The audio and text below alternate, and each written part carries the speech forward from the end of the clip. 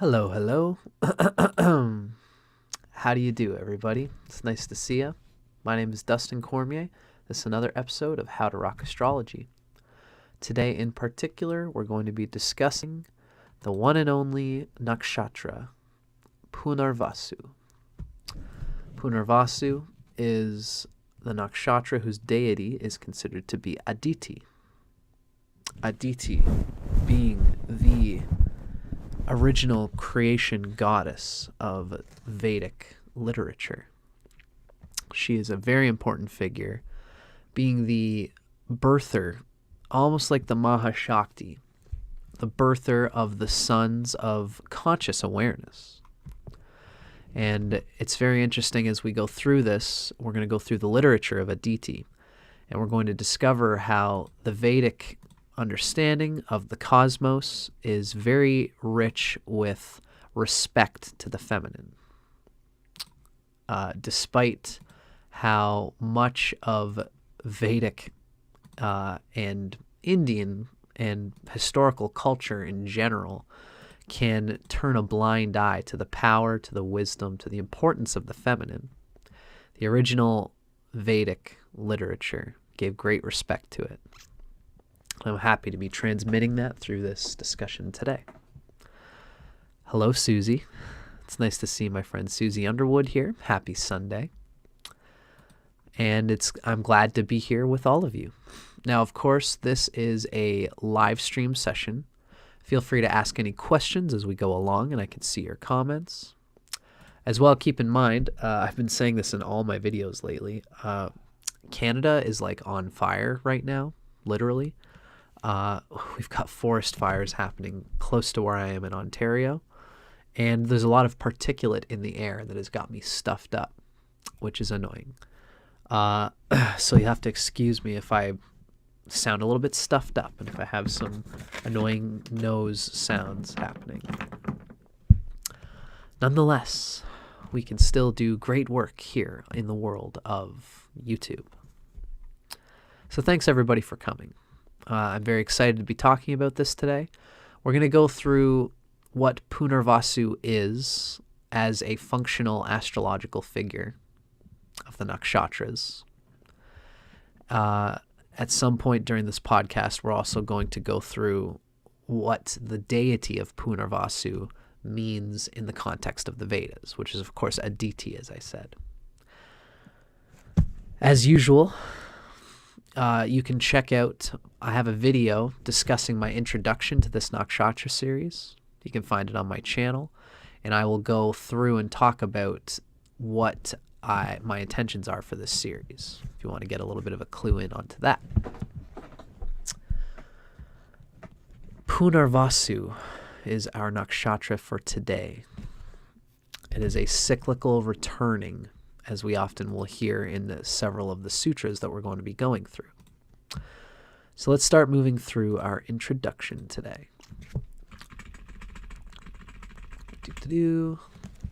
Now, I am a tropical Vedic astrologer, and I practice using tropical rashis or signs overlaid on the 27 sidereal nakshatras, because the nakshatras are fixed to the stars. But my understanding is that the signs are a function of the sun in the tropics of the sky. So I don't use the typical sidereal measurements. I use the tropical Rashi system. If you want to know, if you want to know more of the sidereal tropical debate, you can check out my other videos on my channel. I did a great video on Nadia Shah's channel. It's called The Age of Aquarius Debunked. Feel free to look that up as well. And that really is where I go into great detail about the subject. Now, if you watch my intro, you can see that I've got a little psychedelic story that talks about Vishnu's 3 steps. Vishnu took, there was a demon who was the ego gone a little wild, a little crazy. And this ego demon, shoot, I can see that my streams might be a little bit funky still. I wonder if this has more to do with my internet than anything. I got a new computer, and I shouldn't be experiencing too much junk in terms of my connection. If I do, then I know I've got something else I got to work out, and that sucks. This ego demon went a little bit gung-ho. It's the ego inside of all of us, thinking that it is the center of the universe. Vishnu comes along, and Vishnu tricks the ego by appearing in the form of a midget, an atom, the smallest imaginable item of reality. And the ego says, what do you want? And Vishnu says, I'd like a boon, please. Nothing big. I would just like 3 tiny steps, 3 tiny foot paces. And the demon says, oh, well, you're so tiny, you won't take up any space. Why don't you feel free and take your 3 steps? Vishnu says, okay, good. With my first step, I'm going to cover the deep space of the stars. That's the Nakshatras. With my second step, I'm going to take up the local space of the tropical zodiac, which is the Earth's rhythm around the sun. And then with my third step, I'm going to step on your head. And we can almost see this as the geomantic space, the horizon, the houses, etc. So these are the 3 spheres that we understand through Vedic astrological cosmology. And the nakshatras here we see are a completely different sphere from the rashis. That's why in this series my intention is to convey the pure essence and or nature of the nakshatras as they are without their sign associations. Because there is a sort of a distortion that has happened throughout the history of the unfoldment of the literature of the nakshatras. And as I said, you can check out my introductory video in this series to hear a little bit more about the nature of this distortion. To give it a quick short thrift, what it's really all about is that people have throughout history assumed that the nakshatras have an inherent association with 2 things that might not be that deep to the essence of the nakshatras. One of them is the signs. Anciently, this nakshatra was in Aries. This nakshatra was in Taurus. Now, we know that the tropical rashis are spinning against the backdrop of the stars. So we don't want to necessarily say that the nakshatras are married to the signs. So any qualities of the nakshatras we've heard might be a bit distorted. But there is a root essence that goes back beyond even natal horoscope astrology and the signs of the zodiac. The zodiac is a pretty new thing. It's like about 2,000 years old, really, 2,500 years old. The nakshatras are alleged to go back possibly 4,000 years or more. So the nakshatras, if we want to get at the essence of them, we have to observe literature that goes beyond the natal horoscope of the zodiac and the 12 signs.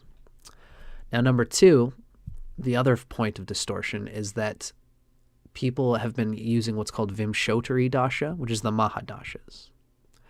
When the moon falls in a nakshatra, it goes through a certain dasha. And people say that dasha has something to do with the essence of that nakshatra. This as well is more natal horoscopy, getting in the way of the essence of the nakshatras, which were created before the dashas were ever created. So we're looking at the literature that talks about what the nakshatras are before there was ever a natal horoscope. And this is the roots of these nakshatras in Vedic literature. Hello, Irene. Nice to see you, my dear. And nice to see Mary Madeline, who has the moon in the nakshatra of Punarvasu. It's lovely to see anybody who has the actual moon sign that we're talking about. Now, the most undistorted and authentic literature we have available on the nakshatras comes from a book called the Taittiriya Brahmana. This is a commentary on the actual Krishna Yajurveda. It's considered to be a continuation of the Krishna Yajurveda. So this is a commentary that would have been written still, the commentary was actually written down, probably in the same era that natal horoscopy was coming together. But the literature was spoken and vocalized before that time. There's Teresa. Hello, Teresa. Let me just make sure you guys can see me. Yes, you can. Good. Now, again, this is what we've just gone through, the different types of distortion. You can check out the introduction at the beginning of this series for more on this topic. But essentially, we are going through the Nakshatras information coming from the Taittiriya Brahmana, as well as the Vedas. Now, another thing to point out is that there are different ayanamshas and ideas for how to calculate where the positions of the nakshatras are in the zodiac. These are two tropical Vedic astrologers who are in my understanding and opinion and observation, very highly regarded in the world of tropical Vedic astrology. There's Vic Dicara and there's Ernst Wilhelm. And they calculate the nakshatras in different ways. Vic Dicara seems to use something that almost sticks to the Lahiri ayanamsha. And you can find this page on Google for free. Vic Dicara has put it out there for free. Now on the right, we have Ernst Wilhelm's Dhruva Galactic Center Mula ayanamsha. And this is Dhruva having equatorial longitude. Even that can be changed in Kala. So Kala is Ernst Wilhelm's astrology software. I went on Kala in order to discover where these positions are. Now, they are different. For example, if you look at Kritika in Vic's system, it's at about 20 degrees of Taurus. Kritika in Ernst's system is just about 20 degrees as well. They are very close. However, when you look at Magha in Vic's system, it's at 24 degrees Leo, whereas in Ernst's system, Magha starts at about 16 degrees Leo. That's about an 8-degree difference. So there is a huge difference here. It's almost like one of them has a perfect circle, which I would say is Vic. It's very, all the nakshatras are 13 degrees and 20 minutes apart. Whereas in Ernst's system, it's got an oval aspect to it. And there's something different going on here that I've got to explore. I'm going to be talking with both these gentlemen about this eventually on my channel. When it comes to Punarvasu, already we are starting to see a pretty big difference. The gap is widening between the two. Punarvasu in Vic's system is about 14 degrees Cancer. Punarvasu in Ernst's system is about 9 degrees of Cancer. So if you have a planet between 9 and 14 degrees, you are a part of the general research going on in today's time, trying to uncover where exactly these nakshatra points are. So if you have a planet that's about 12 degrees of Cancer, especially if somebody has the moon around 12 degrees of Cancer, your moon is very central. It's the most important nakshatra planet placement. So if you have the moon about 12 degrees, between 9 and 14 degrees of Cancer, it's good for somebody like you to explore whether you resonate with Punarvasu or the previous nakshatra, which would be Ardra.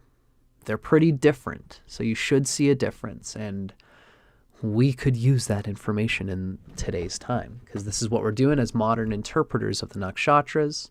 We have to research for ourselves how to understand these placements within the tropical zodiac. Mary Madeline is saying that she might actually be Pushya. But of course, Mary Madeline, we're still very nice. We're still very happy to have you here. And it's nice for you to be giving us your information here. Now it's nice to see everybody here. Irene Mack, Ernst Dianamso, Susie says that Ernst Cyanamsha puts her Mars in a different place than Vic's. Hello, Denise. We have somebody named Denise, who's a newcomer, almost an intruder, because you've discovered astrology during the recent world events. And you're looking for basic courses and to understand sidereal and Vedic, etc. Well, I'm happy to have you here, Denise. Feel free to check out everything I've got going on here. Check out my channel. And Julia Ludens has mentioned, I'm trying to make her comment be able to be seen. In Julia Ludens' understanding, in Vic's system, she has she's got Mars in Punarvasu, and in Ernst's system, she has Mercury in Punarvasu. So this is just where we're at in today's time, folks. And I thank you all for being a part of the conversation. Thank you, Denise. I can see that you are happy to be checking out all the information that our community is discussing. Hugs from Spain, and hugs right back to you from Canada, Denise. Okay. So it's a pleasure to have you all here hanging out with us. Now, let us start moving through what Punarvasu Nakshatra is all about, especially having the moon in Punarvasu, but any emphasis of planets there. Hello, Theo. Nice to have you here. Theo is a Punarvasu ascendant. So, now, along with the information given in the Taittiriya Brahmana, which, by the way, I should say at this point, we are going to be reading about the information given in the Taittiriya Brahmana through two sources in particular. One of them is, of course, the one and only inimitable Vic Dicara. He's got this great book called Nakshatra, The Authentic Heart of Vedic Astrology. And he gives great interpretive information for understanding the roots of what it means to have a planet in that nakshatra. As well, there's a bit more of a basic primer, and we'll go through this first. This is Energies of the 27 Lunar Mansions. This is Ernst Wilhelm's translation of what is in the Taittiriya Brahmana. It's a little bit more bare bones. Vic Dicara takes the translations and makes them a little bit more relatable. I think the abstract and the relatable are both important dimensions, so we're going to talk about both.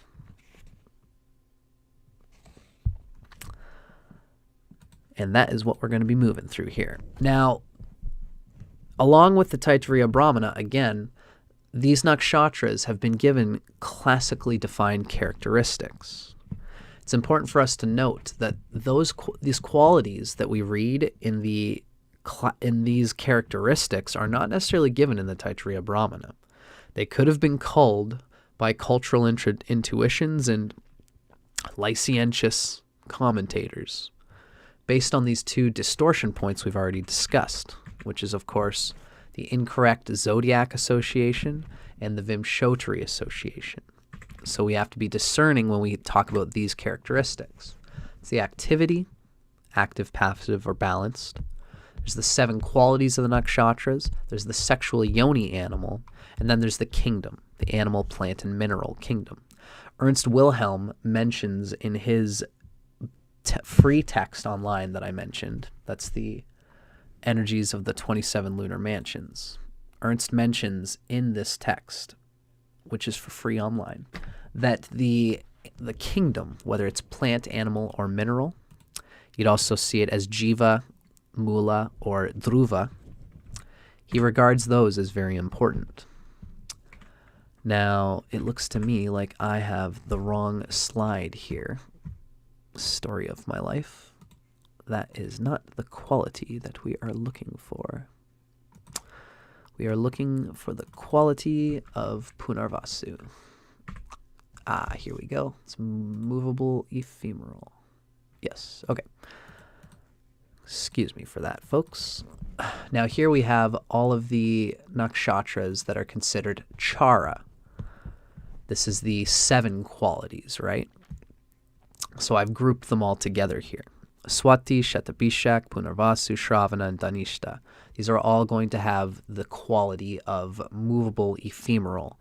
So these are nakshatras that have a certain flow to them. They're almost like,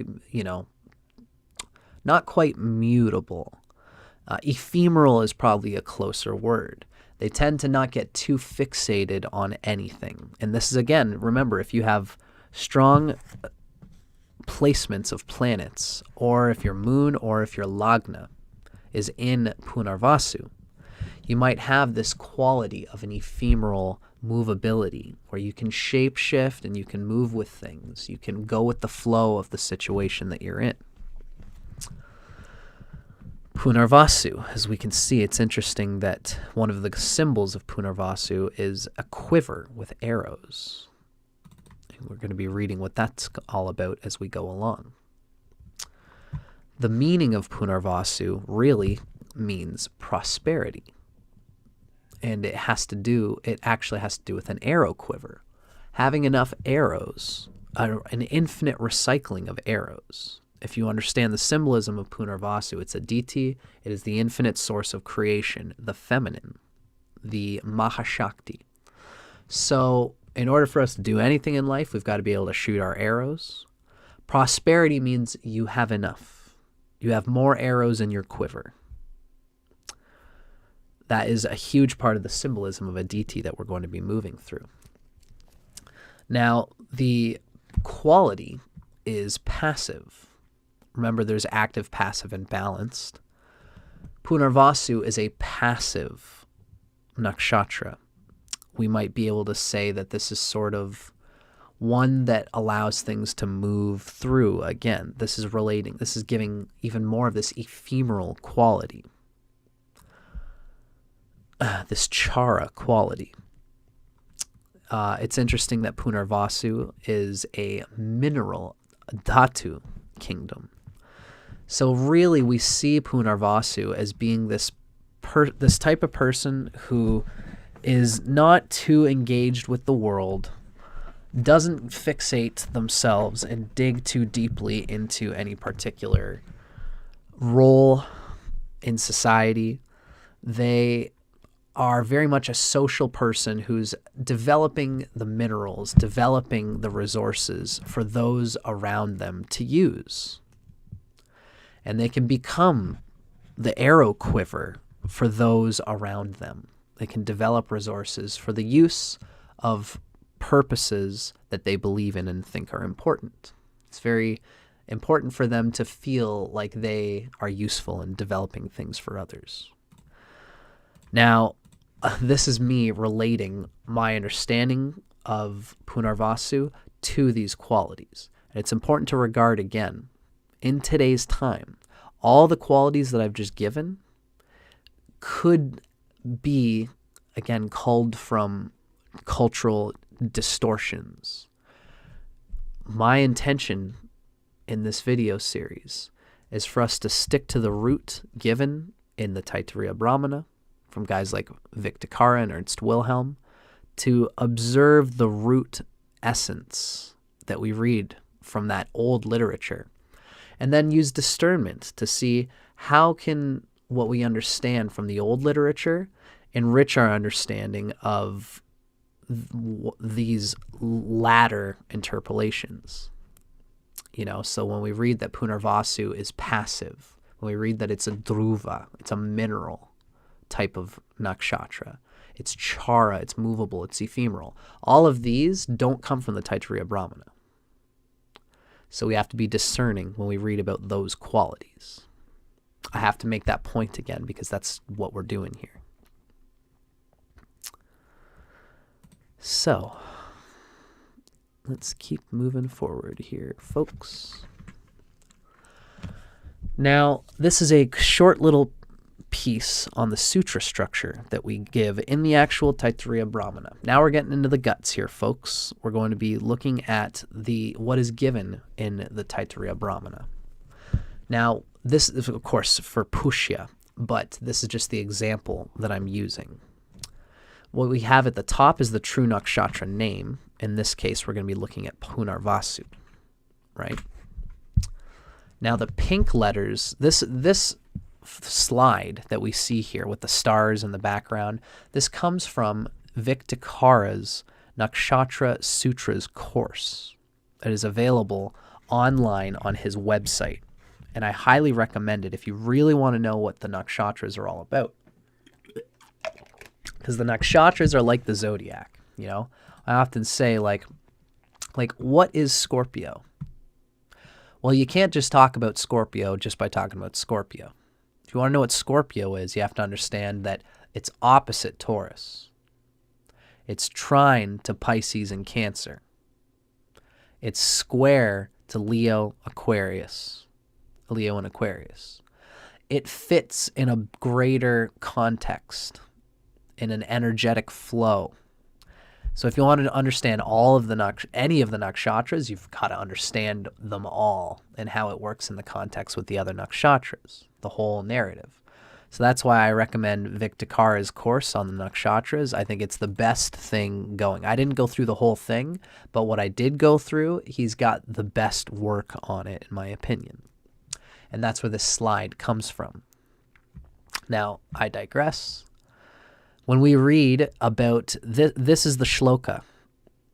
When we go to Punarvasu, we're going to see it here. Aditya Punarvasu Vataha Parastad Ardram Avastat. This is the sutra given as the Taittiriya Brahmana sutra.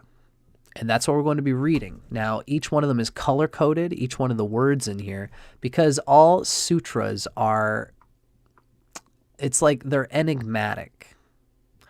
You have to see how all of the sutras are done. They all have a certain rhythm, a certain melodic vibration, and each word, each slot in the sutra has a certain representation. And this is what we're talking about now. What are each of the slots of these sutras? Because they all have the same amount of words. There's always going to be 6 words in the sutra. The word number 1 is always going to be a certain thing. Word number 2 is always going to be a certain thing. And that's what we're talking about here. The word in pink is the deity, which rules the nakshatra in classic Vedic literature. Word number 2 is the name of the nakshatra, and sometimes obscure names are given in order to give us more information. The word in yellow is the foundation from above. This means what this word in yellow is what this nakshatra needs to function properly. Padastad indicates that the previous word is what is needed. So it's like this thing is needed in the case, let's say it's vataha is needed. That's what padastad means. Vataha is needed in order to produce ardram. And that's what avastat means. So the foundation above is what is required, and then the foundation is below is what is created from this flow. The blue word is the foundation below. This is what the nakshatra desires to produce from what it receives. And now this is how we're going to move through and understand the Punarvasu Nakshatra. I'm going to get into it. I just want to check out our comments for a moment.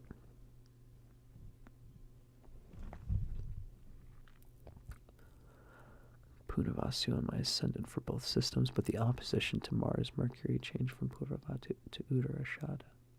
How does that opposition affect the ascendant when it switches nakshatra like that?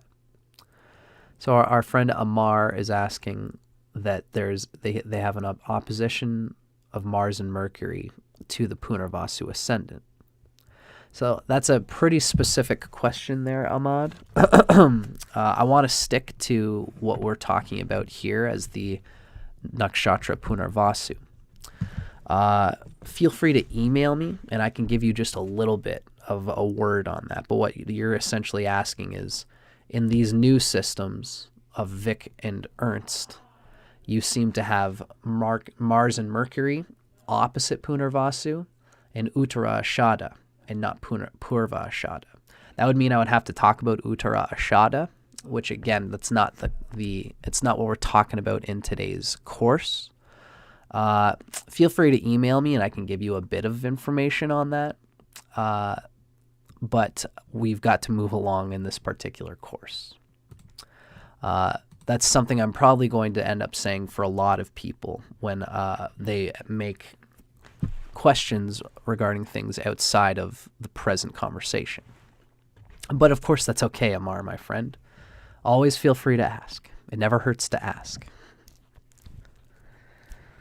So let's focus on today's sutra. This sutra, again, comes from the Taittiriya Brahmana. And now I don't do this as well as Vic Dicara does, but I'm going to do my best. Aditya Punarvasu Vataha Parastat Ardram Avastat. That is our sutra for today. Aditya being the deity, Punarvasu being the nakshatra, and of course the name Punarvasu tells us something. That is a Sanskrit word. It's not just a name. It's a Sanskrit word that we are going to discover the meaning of in a moment. Vataha is what is needed in order to produce Ardram. It's interesting that Ardram is here because, as we learned in our previous nakshatra, Ardram is actually the name of Ardra. And it means something that relates to the previous nakshatra because, again, these nakshatras, all their narratives are in a flow.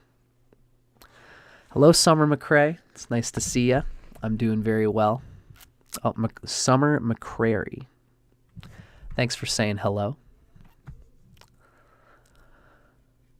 Now, this translation that we're reading here actually is coming from Ernst Wilhelm's 27 Lunar Mansions. So it's a bit cut and dry. It's enigmatic. It's supposed to read as being almost annoyingly dry and abstract.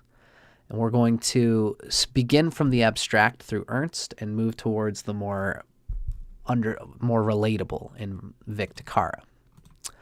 What Ernst tells us is Aditya means for Aditi, the undivided, the boundless, the mother of the Adityas. And when you read about the Adityas, you'll understand that the Adityas are the devas. They are really active aspects of our consciousness and of spirit and spirituality. It's interesting that Punarvasu, as the Mahashakti is almost not even really the right word, because Mahashakti is something of earth. We have, in Vedic cosmology, we have Pu, Bhuva, and Swaha. Bhu is the material earth, the body, the physical. Bhuva is the energetic, emotional, mental, pranic. And then Swaha is the divine. It is the spirit. It is the deepest essence of the self. That's, we almost is like the physical, the astral, the causal. And then there is Ishvara, which is even beyond the causal, the universal Paramatma. So Aditya has to do with the birthing of aspects of our spirit, of Swaha. So it's not so much a material mother as the spiritual mother, the mother of the devas, the Adityas, the conscious agents inside the spirit. Now, I say that, and this is me not having gone through the literature. I feel it's very possible we might read that the great mother Aditi also has a hand in material creation, as they are all one. How they're going to talk about that, I'm curious to move through it, but I wanted to make my point that Aditi is the mother of the Adityas, and the Adityas are considered the devas of the conscious spiritual agency coming up from Swahaloka, which is, again, spirit. Vedic cosmology has creative things relating to all of the spheres of consciousness. Spirit is not divided from the material in the same way that my left and right arms are not divided from me, but they are different. And the Vedic people are always moving through duality and non-duality through this literature. It's awesome to talk about. It's good exercise. So Aditi is the undivided, the boundless mother of the Adityas. Punarvasu, as we see it, it means the restoration of good. Hello, Melissa Madrid. Nice to see you. Punarvasu means the restoration of good. So, we see that there is a sattvic intent implied in Aditi. Of course, and I should make another point here because this is what I feel is happening here. Remember I said Bhu is the material, Bhuva is the atmosphere, and then Swaha is the sky.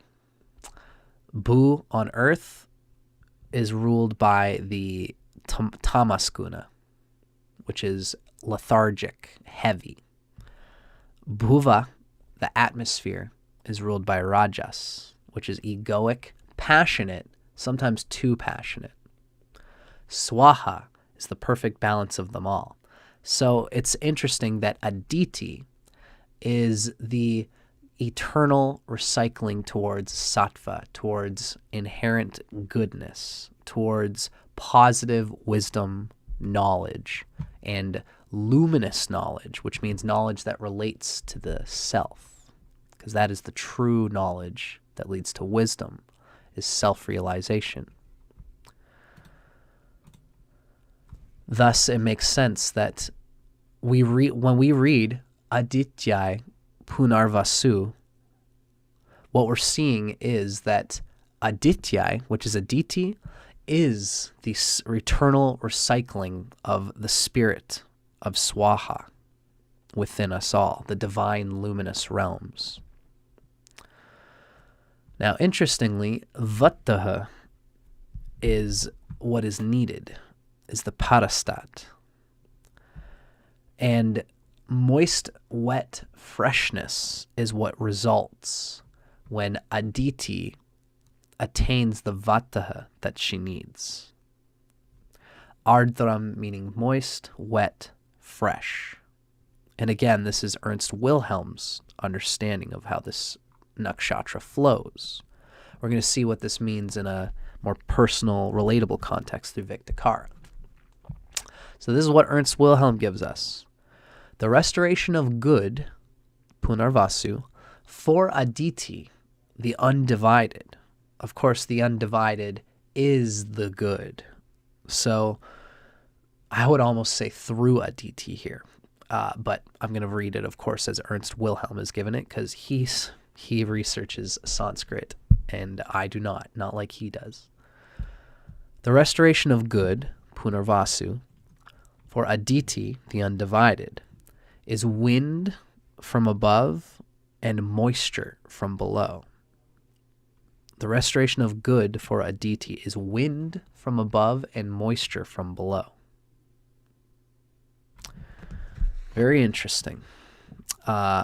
Wind, I have many ideas for how this relates, but my instinct right now is to just let Vic do the talking on what exactly is being expressed here, because he has done a lot more work on this than I have. Now, these translations come from Vic Dicara's Nakshatras course on his website. Once again, Aditi is the indivisible, the infinite. Punarvasu means re-existence. It's a recycling.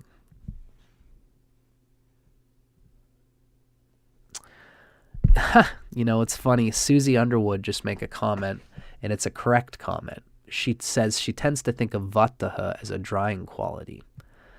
Now, I'm sure, Susie, you probably typed that just before I came into this slide, because when we read this slide, we read that Vata, you are correct, Susie. Vata means dry, dried out, and old. The implication is of it being old. And it's interesting as well, when we, there's something really interesting here as relates to the seasons even. Vata usually is conveyed as think about this in terms of Ayurveda. In Ayurveda, there are 3 doshas. Kapha is spring, and it's wet, and it's juicy, the juiciness of spring and youth. Pitta is summer, it's the heat of middle age. And then Vata is the dryness of old age. We went from wet to wet with Kapha in the spring to moist heat in the summer, and then Vata is the bones of what's left in the winter. So Vata relates in a way with the dryness of winter, of old, of what has done, of what came before.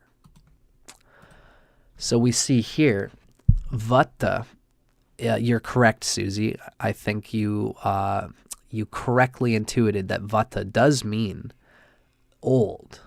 Now, what you have to understand, and again, I'm glad Susie brought that up because it allows me to express how these nakshatras work, is that Aditi needs to use what is old, what is dried out, what is finished, in order to produce what is new, what is moist, what is fresh. There needs to be a winter of something in order to sublimate it into the spring of something. Aditi uses Vata in order to produce Ardram, which is spring. She uses the old and looks for the old, looks for what's done with. There's really an ecological recycling intimation here with Aditi. And we can see it ecologically in terms of literally recycling, like taking old junk and refurbishing it to make something new. And different people with different planets will relate to that. That's okay, Amar, my friend. I still appreciate you giving us your comments and questions. Hello, Soulful Living Kit. Yes, the fire smoke is getting to me, but thankfully not enough that I can't keep doing what I'm doing. So Aditi needs that which is dry and old in order to produce what is moist and fresh and new. And in some ways, there's even a metaphor here. If we were to look at this at the spiritual sense, what we see happening is that Aditi can be uncomfortable. Punarvasu, all these nakshatras, when applied in the correct way, will make those who are stuck in their old ways uncomfortable. Because the nakshatras are flow. They are constantly flowing. Punarvasu in particular, as Aditi, the mother of all of the devas, the mother of everything, Punarvasu can be experienced as somebody with an emphasis of Punarvasu will be experienced as someone who is seeing the dead bones of non-spirit inside of the people around them and will make spirit out of it. A spirit that will feel fresh and new, coming from the heart center of complete comprehension of what we all are in this present moment, which can feel uncomfortable for somebody who has not been focusing on that. This is how Aditi brings moist newness. And again, we could read it ecologically, as in, recycling, taking something old and refurbishing it to make it something new. But the reason I'm not moving towards that so much is because I think Punarvasu people, depending on the planet, like if you've got Saturn in Punarvasu, maybe, or a planet that relates to the 10th lord, or even the second house lord.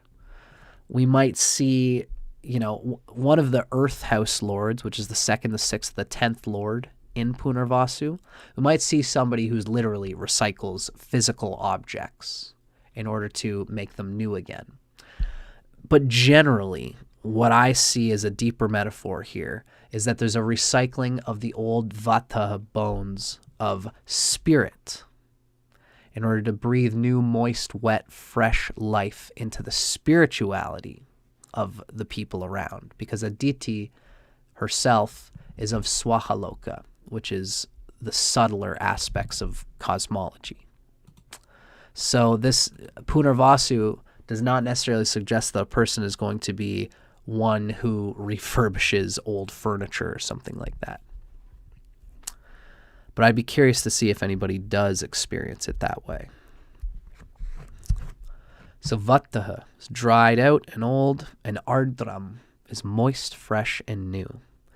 Aditya, as the one who eternally recycles that which is, to recycle things back into their goodness, requires dry things, dry spirit, in order to recycle it into moist, fresh, and new spirit. And of course, we're going to read something similar when we see Vic Dicara's final translation. We have two translations of Vic's here. These are both from Vic. The one on the left comes from his Nakshatra Sutras on his website. The one on the right comes from his book, Nakshatra, The Authentic Heart of Vedic Astrology. As language is, Vic has set it in place in one way, in one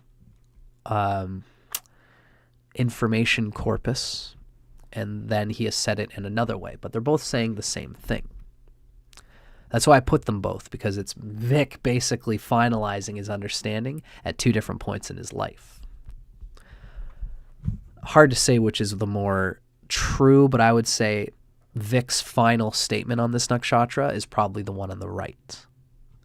So on the left reads, the cyclicality of the indivisible goddess needs dried out things to make moist. She's looking to make old dried out things moist. She needs those old dried out things. Those old dried out things will always be there so long as Punarvasu exists, and Punarvasu will always exist. Now, how we read it in Nakshatra, the authentic heart of Vedic astrology, is the eternal rebecoming. Because they're Aditya Punarvasu, this is him almost reading it as one statement. The eternal rebecoming. Rebecoming is always an eternal fact. We are always recycling. Things are always being rebirthed. The eternal rebecoming needs to make the old and dry fresh and new. And it's a natural thing that is always going to happen. It is the feminine cyclicality of the universe. It is just like the egg that women experience monthly as becoming new. It becomes old and dry, and it needs to be recycled in this same sort of way in order to create freshness and newness. This is one of the beautiful and most precious things about femininity and about women. Men are the same, always. Men go through their cycles. They go through menopause, and they go through their own monthly. They are attuned with the moon just like women are. But women, as I understand it, and as I always express it, are very special because women are in tune with cycles. You can't experience freshness without woman. But this does mean that woman is also going to see vata and be agitated by it. Woman becomes agitated by vata because vata is always there, and they are sensitive beings who experience it. And by experiencing it, the vata has to engage with the consciousness of woman, and woman will inherently experience that agitation, be with it, and create newness and moistness and freshness out of it. And we should all give deep respect to women for doing that, because they have no choice. And, you know, this is part of the greatness of the creation of the divine, is to have somebody who is going through that. So thank you to all the women in my life who give me that moistness and cycle the Vataha inside of myself. You know, I should say at this point, I think it was Susie who said that she was Vata dosha. I'm also Vata as well. And I'm well served by the eternal rebecoming from the old into the new.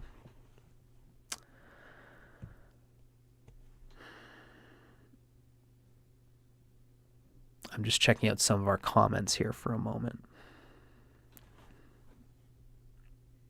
We have some people who are expressing their experience of planets here.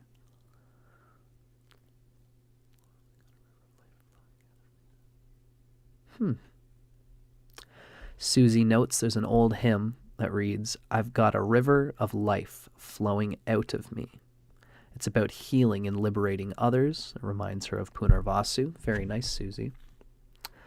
Theo has mentioned that it seems like Punarvasu needs the suffering to use as fuel for the fire for one's newness and growth. They possibly recycle or see past struggles as opportunity.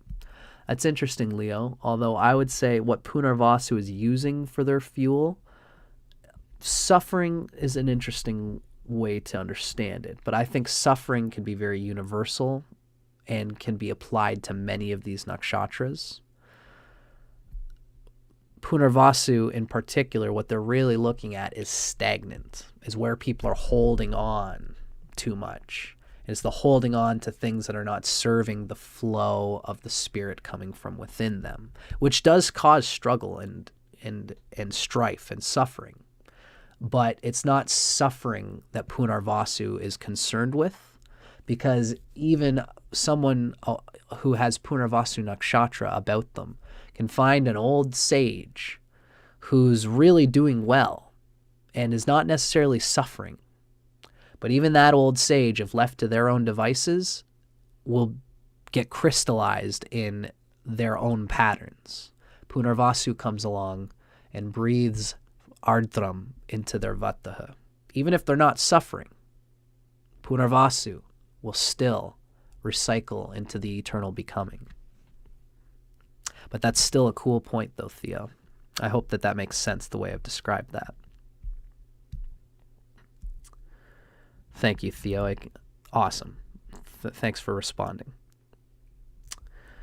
Amar Ahmad says, I find this cycling happening with myself, reinventing myself constantly, dying every night and being rebirthed every morning. Love it, Amar. Because Amar makes a good point here that the nakshatras are within all of us. Just like the Zodiac is within all of us, Punarvasu exists inside of all of us, even if you don't have any planets there. It's the story of all of our consciousness. And really the nakshatras embody human consciousness in this sort of way.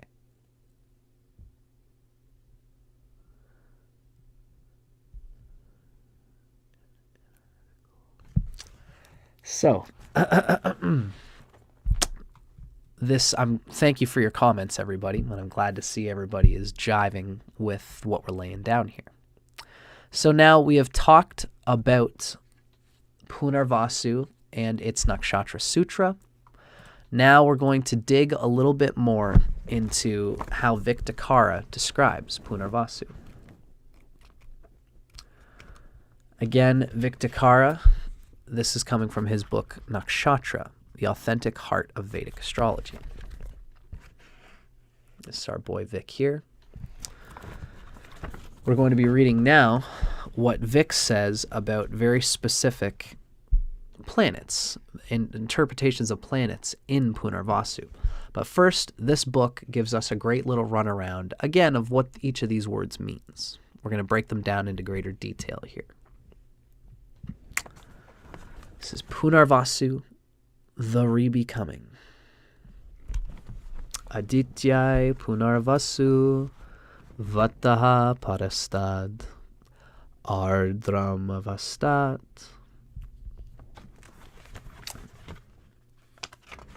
Now, first of all, Vic is going to give us a nice little rundown of what Aditi is all about.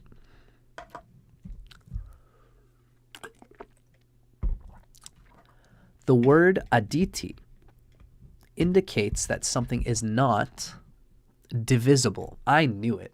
I had a feeling that this is how this is going to break down. Oftentimes in Sanskrit, when we see an A in front of a word, it means that there's a negation happening. I wish I could think of an example. But, you know, there's many examples in English that this is too, like amorphic.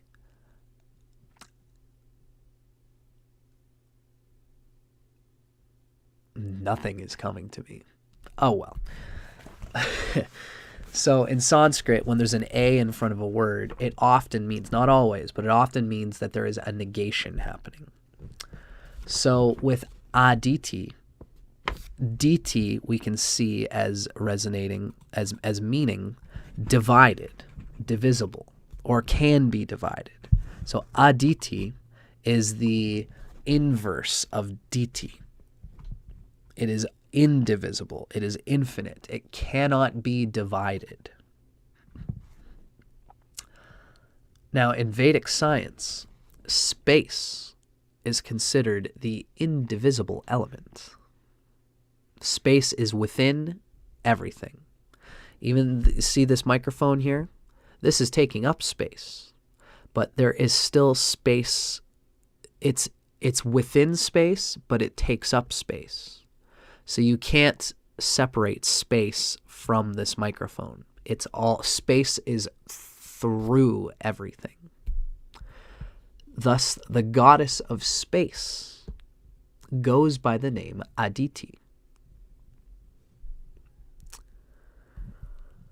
Vedic science considers space to be the primary tangible element, from which all the other tangible elements, air, fire, water, and earth, evolve during the period of cosmic creation, and into which they all recede during the period of cosmic dissolution. So there's a wave of creation, and the wave of creation is Vishnu being awake and then Vishnu going back to sleep. And it's basically the Big Bang can almost, what we understand scientifically as the Big Bang, can be regarded as Vishnu waking up. Of course, Vishnu was alive and sleeping before the Big Bang, because everything is in a continual, eternal cycle of rebecoming. Space is what everything folds back into when Vishnu goes to sleep, and space is what everything is born out of when Vishnu wakes up. Space is therefore the mother of all elements. And similarly, Aditi is thought of as the mother of the gods. So I think we were right in the sense at the beginning that Aditi, being space, being ether, tattva, is not only the mother of the devas, but it's also the mother of material creation as well. It seems to be what I'm picking up on. The cyclicality of space, it being both the womb and the tomb of all tangible things, the starting and ending point of every creative cycle. This is very important to understanding the symbolism of Punarvasu. Even Aditi's portrayal as a divine mother highlights the theme of cyclicity, for a mother creates a child who then also becomes a mother in their own turn. Vic gives us a note where he says the Rig Veda highlights this by saying in Mandala 10, chapter 72, verse 4, Aditi comes from Daksha, but Daksha comes from Aditi. Daksha is thought of as Aditi's father, which is very interesting. It's almost like you're just looking at time, and Aditi is behind time, and Daksha is ahead of time. But they are almost like the left and right sides of my hand. They create each other. It's implied. Which is very interesting. Cool cosmological stuff that we could play around with there. So that was what Vic tells us about the name Aditi. It's interesting to note for us that there is such a importance given to the tattva ether, the ether element. Now the next thing we're going to read is Punarvasu.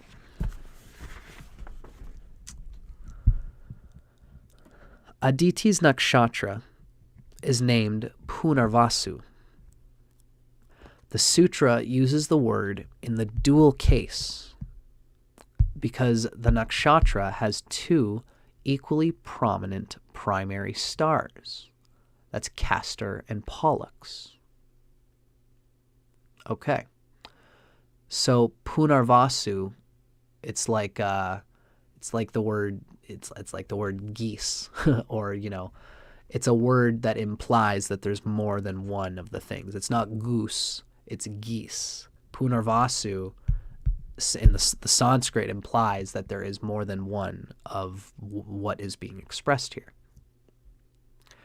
These primary stars, according to Vic, are Castor and Pollux. These two stars represent Aditi and her eighth child, Martanda, which means he who was born from the womb of death. Martanda lives with his mother, unlike his brothers who dwell in their own nakshatras. Vic gives us a note, or one indivisible divinity, Aditi, taking multiple forms, Punarvasu. So Aditi with her sons is like Aditi being embodied. All of the sons that are described as the Adityas, which rule different nakshatras, they are all doing the business of Aditi. So that's why we have to consider this to be a very important lesson today and a very important nakshatra, because we see the whole agenda of the cosmic pantheon emerging in the symbology of Aditi. So I would say Amar Ahmad, who's asking, is Aditi the mother of the Asuras as well? I'm going to say yes, because Aditi is at the center of all of it. And you'll find that the Asuras have their own birth, typically through Shiva, through Rudra. The Asuras are a part of the Rudrasya's clan. The Rudrasya's is more of those like atmospheric sort of beings in the middle, the Bhuva Loka. And they are full of rage and passion and ecstatic, intense energy. They came from the brow of Brahma, who was in the process of creation, and that whole story. You can read more about that in the episode on Prajapati, as well as Rudra, Shiva, that we've gone through in the nakshatras. And while Brahma is the father of Rudra and Shiva came from the brow of Brahma, who was trying to create, and he got frustrated. Aditi is the mother of Brahma. Aditi is the mother and the center of it all. So there are creation myths that you'll see about the Asuras and all the other beings that are created that might not talk about Aditi, But Aditi is like the grandmother, the one that birthed it all from the beginning. I hope that that explains that well, Amar. So what we read is that the word Punarvasu really means again, Punar. Punar means again. Once again, a repeat, something that's already been done. Punar. Vasu means to exist. Punarvasu means to exist again. And it implies that there was existence before. This aptly conveys cyclicity, existing, dying, then existing again, starting, finishing, then starting again. Vic gives us another note here when he says, the visual symbol for Punarvasu is usually a bow and a quiver. An arrow is shot from the bow, returned to the quiver, to be shot again in an unending cycle. I like that way that Vic put that. I was talking about the quiver as having endless arrows. Vic Dicara has, I think, very rightly corrected my understanding with this idea that the arrow gets shot and somebody who's conscientious will, instead of having to remake another arrow and spending all that time doing that, they will look into the spirit and see, where is the arrow of myself that is always right there? When you go into spirit, into manifestation, you start a business, you start an enterprise, you put all your energy into that, it gets on its own feet, and then now we ask, where's the arrow again? Well, you could just delve more into that thing that you were doing and make more arrows, or you can just take the arrow that is always inside yourself, the eternally re-becoming spirit, and you'll save more time doing that. Where do I go with my next direction? It is always within. Through meditation and reducing the compulsions of our minds, we can see the eternal quiver.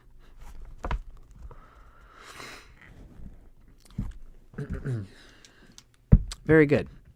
Now, the next thing is we're going to be, so we've read Aditi is the indivisible element of ether and space.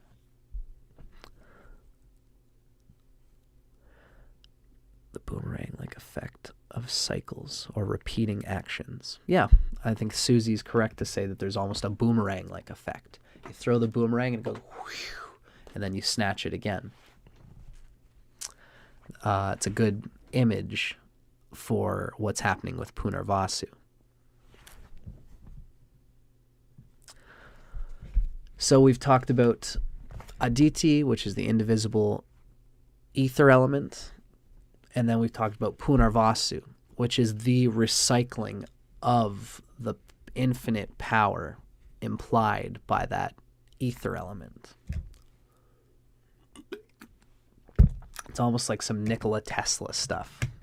You know, Nikola Tesla was said to be tapped into the energy that is ever pervading the universe. And he was even making practical, functional, energetic generation stations using the magnetism of the earth and the magnetism even of ether and space.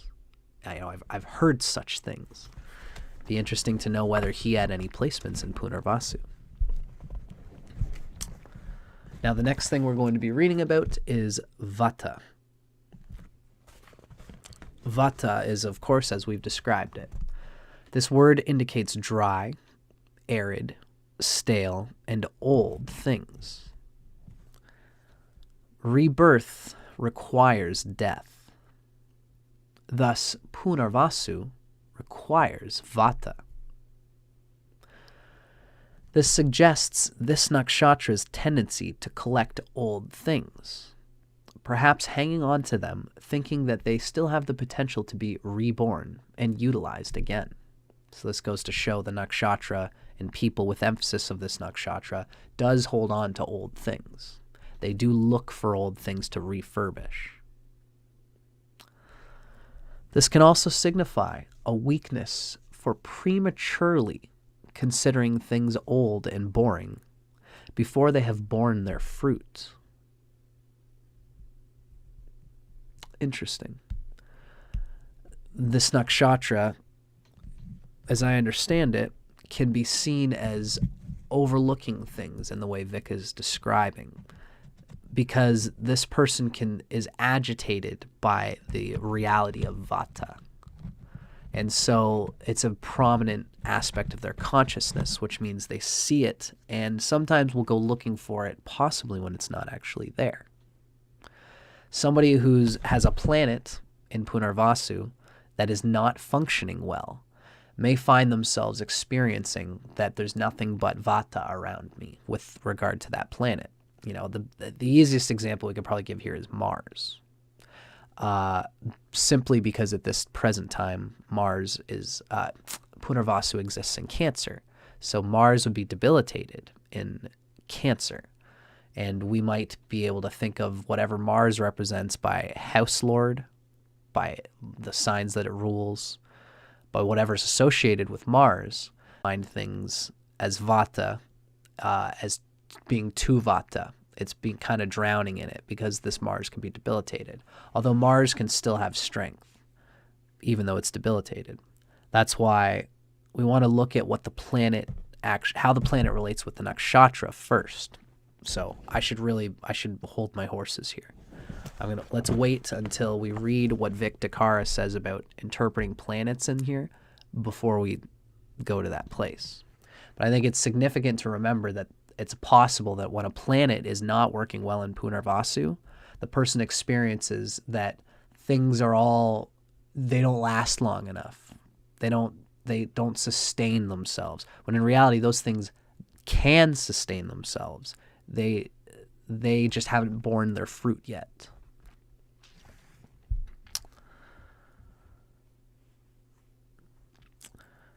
Now, that's vata. Let's consider ardra, which is, of course, the name of the previous nakshatra. It's interesting, when we were talking about the ardra nakshatra, there was a different name that was given. The author of the nakshatras did not use the name ardra to describe the ardra nakshatra. Instead, he used the word bahu, which is the two arms of Shiva, of Ardra. What we read is that the name Ardram would be implied in the next nakshatra. It goes to show that there is a real connectivity, again, in the flow of the nakshatras. Oh, am I gone? Thank you, Julia. Okay. So it looks like our stream is getting funky here, as it so often does. There's something in my internet that I've got to work out. I'm going to play with it, but for now, ladies and gentlemen, what we have to do here is I'm going to exit the stream for just a moment, and then I'm going to come right back. You shouldn't lose anything here. So I'm going to be right back in just a moment here, folks. And thank you so much for your patience. And thank you to Julia for mentioning that I'd gone off screen. I'll just be a moment. Check 1, 2, check 1, 2. Hello, everybody. How do you do? One of these days, I've got to figure out how I could possibly make that happen a little bit better. But in any case, nice to see you, folks. What I might do at some point eventually is I'm going to keep things on low latency. But in any case, we're here. If we have to get kicked out again, then we shall. Thank you, everybody. Thank you, Julia. Thank you, Atman Brahman. Now let us continue with our discussion. The next thing we're discussing is, of course, Ardra. What Vic tells us is Ardra means wet. It is the opposite of Vata, which means dry. When Punarvasu functions effectively, it refreshes. It's granting rebirth to old things, recycling old things, old topics, and old relationships into fresh, moist, healthy new entities. So this is Punarvasu can very much be someone who digs into things like the Veda, things like religion, things like old understandings of spirituality that seem old, mystical, and old hat now. And a Punarvasu person can bring it into an eternally re-becoming freshness. Same thing with physical objects, as we've said. Going into the junkyard, finding some old item and reusing it. And as well, even relationships. Punarvasu can encourage people to see their relationship between one person and another in a new way. It's possible that Punarvasu people could possibly make good counselors. Now, in summary, what we read about Punarvasu Nakshatra: the eternal and endless Aditi, cycle of life, Punarvasu. So let me read it this way.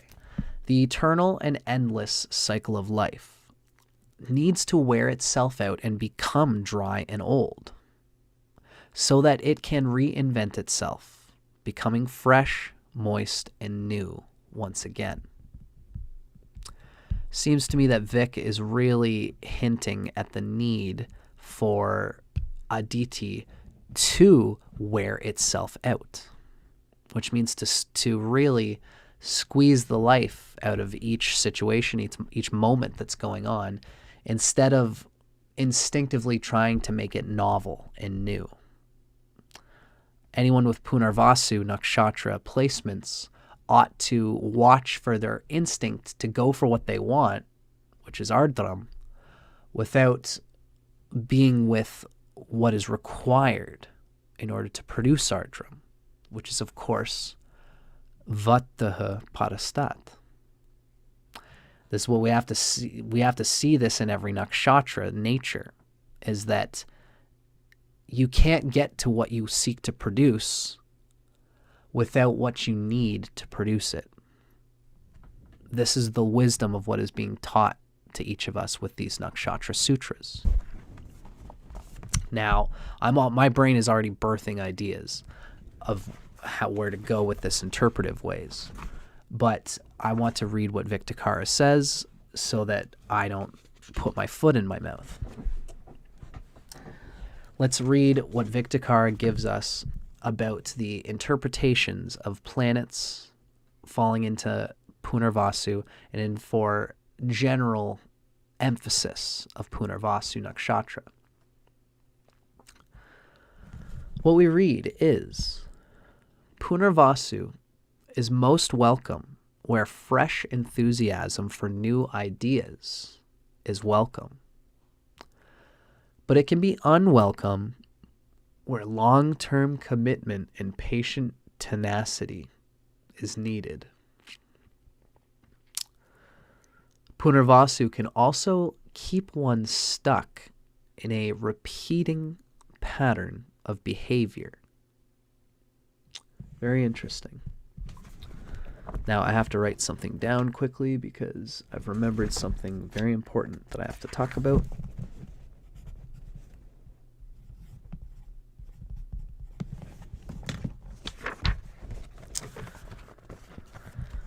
Now, each planet in Punarvasu tends to have pluses and minuses. Can you guys still see me okay? I'm going through all the stuff with my computer today. A planet in Punarvasu will tend to have pluses and minuses. It's interesting because it's such an all-encompassing nakshatra. It almost doesn't have forms that would be useful to any particular planet. But we do read, in fact, that the Moon and Mercury will tend to bring out the positive potentials of Punarvasu. So it's a good thing. it's probably a very good and powerful thing to have the moon in Punarvasu, especially right now because Punarvasu is in tropical Cancer. The moon in Mercury will bring out the positive potentials of Punarvasu Nakshatra. This would signify expertise in improving and fixing things, and bringing a sense of renewal and refreshed interest into things, especially what the moon or Mercury signifies with their house lordship. You know, if you are a Capricorn and you have the moon in Punarvasu, Cancer would be ruling your 7th house. The moon would be the moon would be your 7th house lord. So you would have the 7th lord in the 7th house, and that would mean that you have a sense of renewal and refreshed interest, and you can bring a sense of eternal renewal into your relationships and into the relationships of your partners and of people around you. We could read something similar with regard to what Mercury's all about in a chart. Now, even still, these planets also indicate easily being bored and distracted and getting stuck in patterns. So even though these can bring out the good, it's almost as if you'll experience vata. You'll experience things getting stale and stagnant. It's almost like Punarvasu will instinctively, ironically, we're talking about it making things not stagnant, it's keeping things fresh. But Punarvasu's nature has to experience things being stagnant and stale in order to say, oh my God, I need to shake this up. I need to make this fresh now. Which is ironic that they're going to have the experience of non-freshness, of staleness first, typically. And this is what we mean by saying that planets can get easily bored and distracted and get stuck in patterns. It's very interesting to me that they can easily become bored and distracted.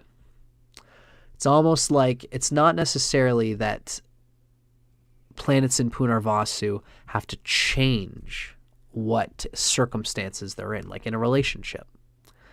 They don't need to necessarily, when they start to experience boredom and stagnance inside their relationship, it doesn't mean, like that's them getting stuck in a pattern. We're using the 7th house metaphor here, and this can be conveyed in other house lords. If such a person is feeling bored and stagnant and distracted, they ought to realize that that's a pattern really inside themselves that they're playing out.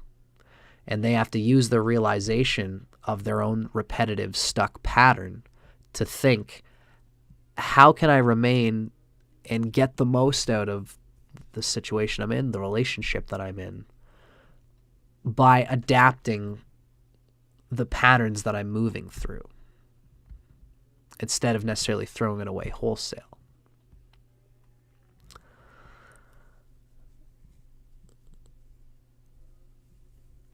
Now, Rahu and Ketu are more extreme than Moon and Mercury.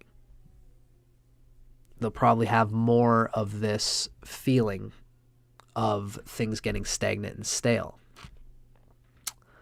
and needing to probably more intensely change them, whether it's themselves or the situation. Jupiter is more mild. Jupiter here in Punarvasu is a more mild experience of things getting stagnant and having to refresh. Again, in today's time, Jupiter would be exalted in Punarvasu, so I would say that that's probably the best example of how things could go with a planet moving through the Punarvasu experience. Mind you, Vic did note that the Moon and Mercury bring out the positive potentials of Punarvasu more than anything, even more than Jupiter as a planet.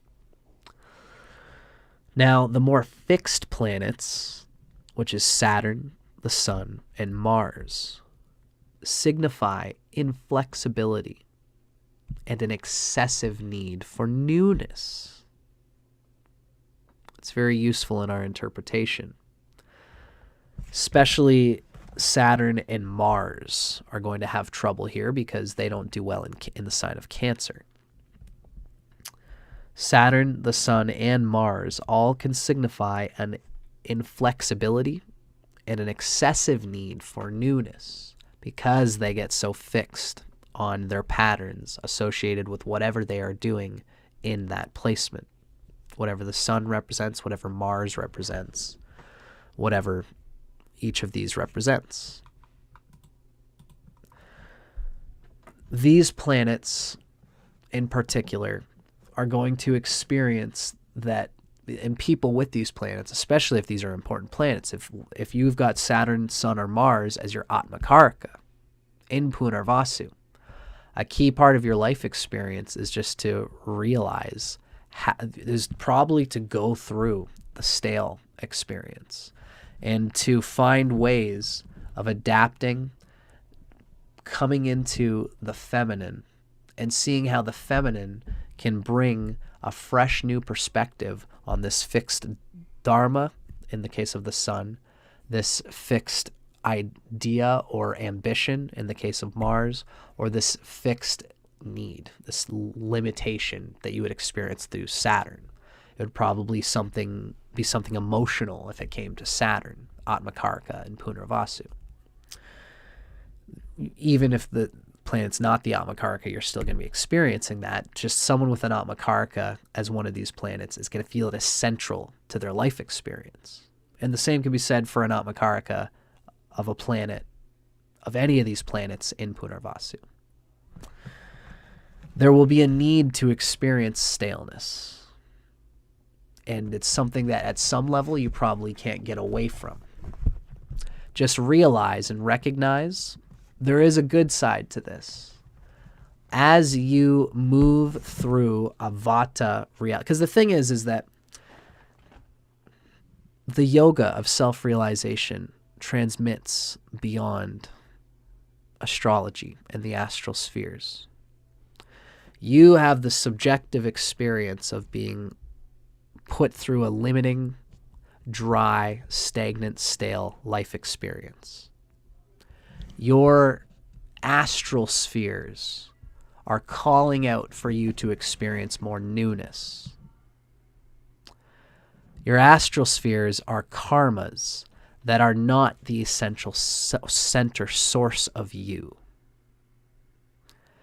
So, if you continue to act on your feelings that things are stale and stagnant, you might have a hard time sticking to things.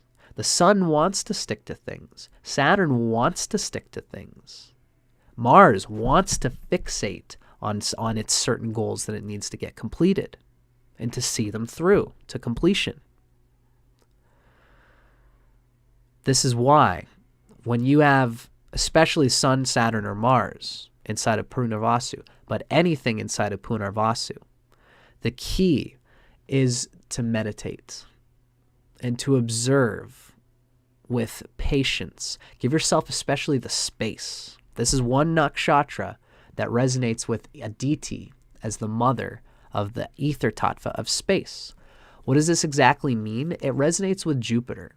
It resonates with faith in giving things the space they need so that you can objectify Prakriti from the Purusha. Prakriti is all karma stuff, astral sphere stuff. The Prakriti in you wants you to change things, to make them eternally new. You have to have faith that the Purusha inside you, the true spirit, knows how and when you are supposed to initiate and terminate things. And this is something that can only come when you reduce the compulsions of your emotional neediness. You have to objectify your ego to let the divine Purusha within you experience what you're moving through in life. And what will happen is that you'll experience a true insight, a true objective desire of your dharma beyond your feelings. Our feelings are good and important. We don't want to ignore them. You want to be in the full consciousness and presence of your feelings. But your feelings will often take you away from what the spirit and the dharma are trying to give you. This is one of the lessons that this nakshatra is going to teach you if you have difficult placements there. You think that just because you feel stagnant, that you need to throw the thing away completely. You have to listen within, and there will be times when the spirit says to you, you are feeling stagnant, you are feeling dry. This is especially with Mars and Saturn here. There's something emotionally in your relationship or in your job or even some psychological thing, some physiological thing, especially with Saturn. Something about you makes you feel dry and stagnant and old and without life. You need to meditate. You need to see that and observe what your spirit is telling you about it, because there will be times where you need to stay on that path, if only just for a certain amount of time to get some certain thing done, and then ask the universe and ask the divine, when should I move forward from this? Where should I move forward from this? If you are very clear and if you are meditating properly, you will see either that you've got to stay, the stagnance won't matter, because our feelings don't matter in the light of dharma. And your dharma will take you along and take you along. It might bring you to a place where you realize what was stagnant before, because you had faith, what was stagnant before has all of a sudden disappeared. It's not in your life anymore. The newness and freshness has come because you had faith in the eternal spirit. That's my personal interpretation of what's going on here with these tough planets.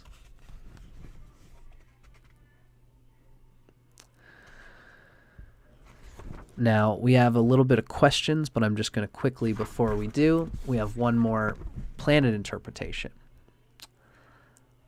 Venus, in particular, what we read is Venus in Punarvasu brings out the nakshatra's partnering nature. This signifies significant interest in partnerships. It also tends to indicate multiplicity in partnerships. Really, what we have to understand is that any planet in this nakshatra, once we begin to meditate, it will put us through the paces of the good and bad sides of this nakshatra. We've got to have faith that the universe is bringing us these lessons for a reason. It's true of the planets we've discussed, and it would be true in this case with Venus as well. Venus in Punarvasu would have a significant interest in partnerships and tends to indicate multiplicity in partnerships. Vic Dicara has done many podcasts talking about how in ancient Vedic times it was not that taboo or uncommon for polyamory to exist. But this was at a time when people were much more tuned into spirit. So polyamory is a big responsibility in today's time. As Vic has said, in today's world where there's less inspiration, things are not coming from the center, which means there's lots of vata, lots of dry stagnance in the material capitalism and greed-driven world that we are kind of experiencing right now as part of the cycling of the yugas. It's hard for me to say. I kind of do jive with us being on some material, gross, dense vibration in today's time. And therefore, it's hard enough maintaining one relationship with true quality in today's time. Having more than one person in a polycule, for example, is that much more. It can be difficult in today's time. It's not to say it can't be done. It's morally neutral. But especially with Venus in Punarvasu, in today's time, Venus in Punarvasu would be in Cancer, and it would be thirsted by the moon, which means there's a thirsty feeling for relationships when Venus is in Cancer. It can't get enough. So you should be very careful with regard to that. I would say, if anything, someone like, if Jupiter being in Punarvasu, let's say if you're a Gemini rising, you've got Sagittarius on the 7th cusp. So Jupiter is the 7th lord. Jupiter being exalted in Punarvasu, in Cancer, would mean another desire for relationships and for the depth of relationships. That's almost a better situation to really experience true spiritual purpose in a polyamorous situation. It wouldn't be coming from a desire for more. It would be a true dharmic sense in that person. Not everybody with that situation is going to want to be multiplicitous in relationships. That would be a person with a particular dharma there who listens to the Jupiter within, because ideally it's exalted, and they see a purpose there that is beyond the ephemeral human thirst to be connected, which can be such a drag for our experience of relationships. Relationships are the gooey deliciousness that we experience in relationships is part of the flux and flow of Vata and Ardra at the emotional and really gross, dense material level. Those can be a beautiful expression of the spirit, but don't let the tail wag the dog. Don't let your intermixing and intermingling with the back and forth of relationship emotions be your dharma. Seek dharma first. Then whatever happens from there, you can be unattached to, and is just part of the dance and play of the divine. I hope that gives clarity with regards to especially the relationship situation with Punarvasu.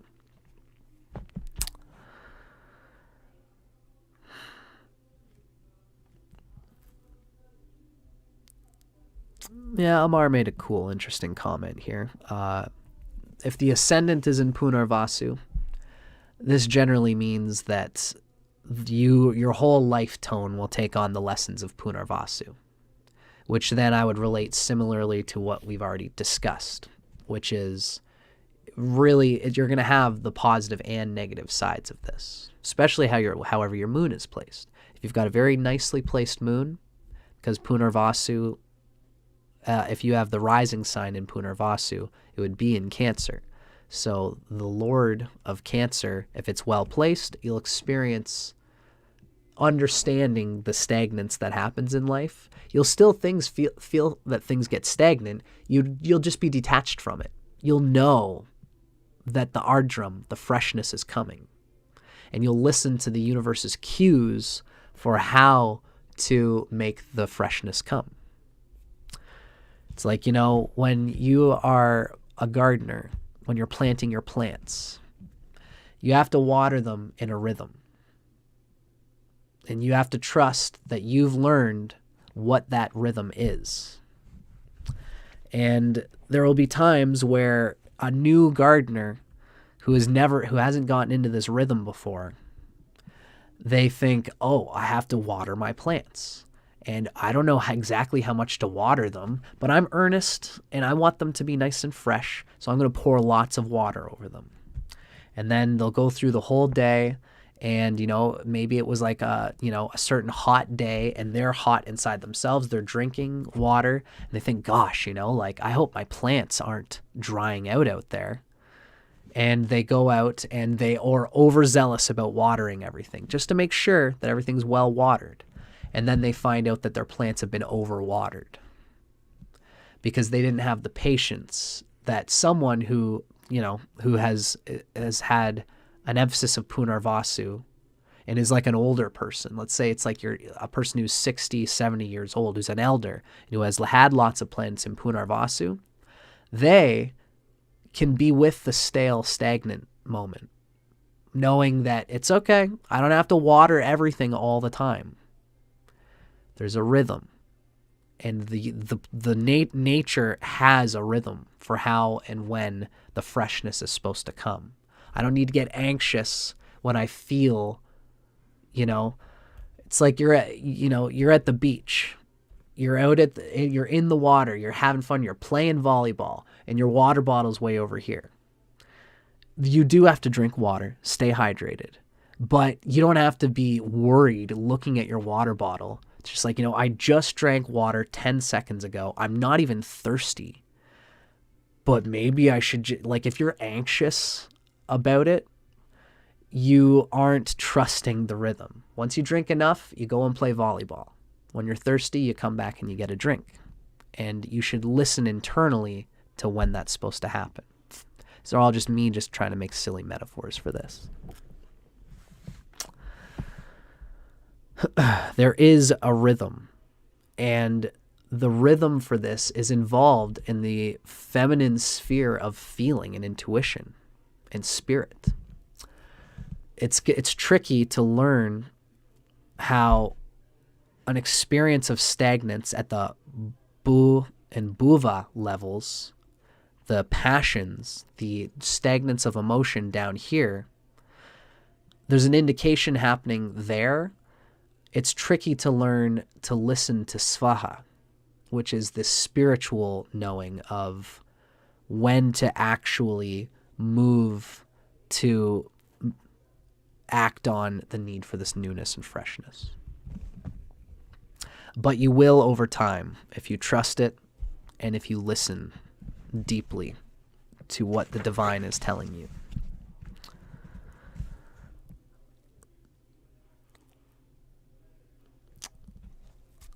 Susie's asking an interesting question.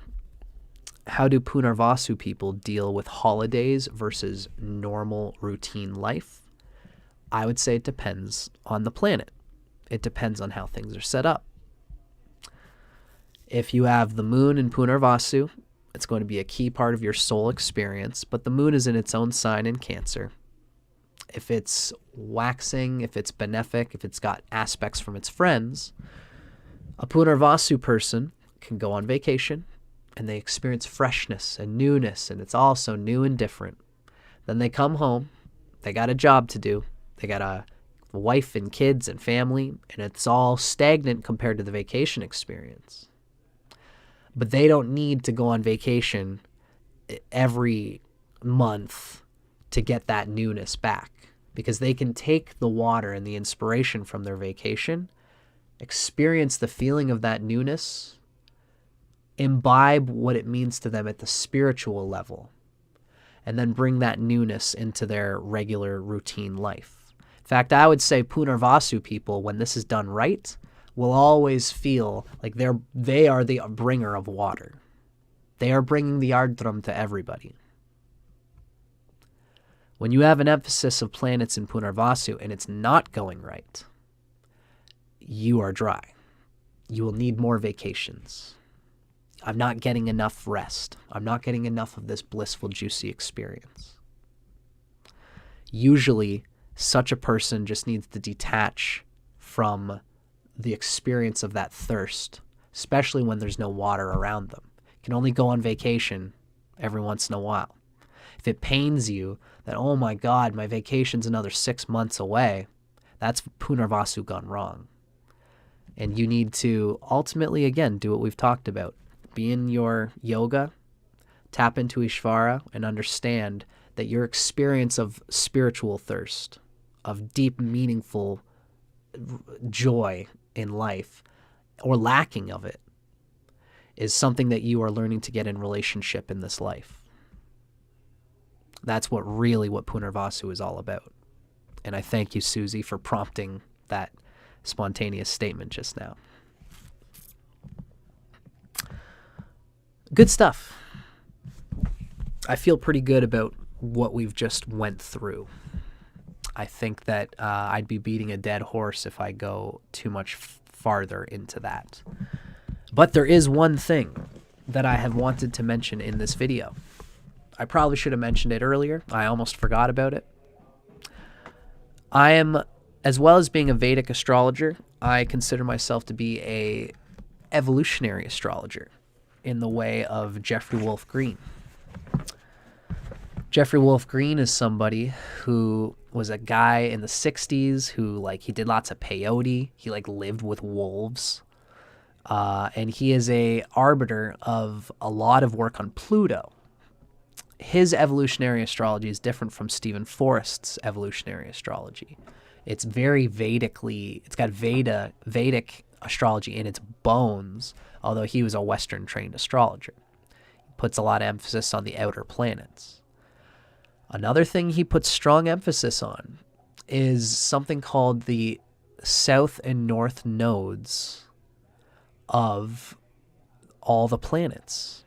When we talk about Rahu and Ketu in Veda, we're talking about the nodes of the moon.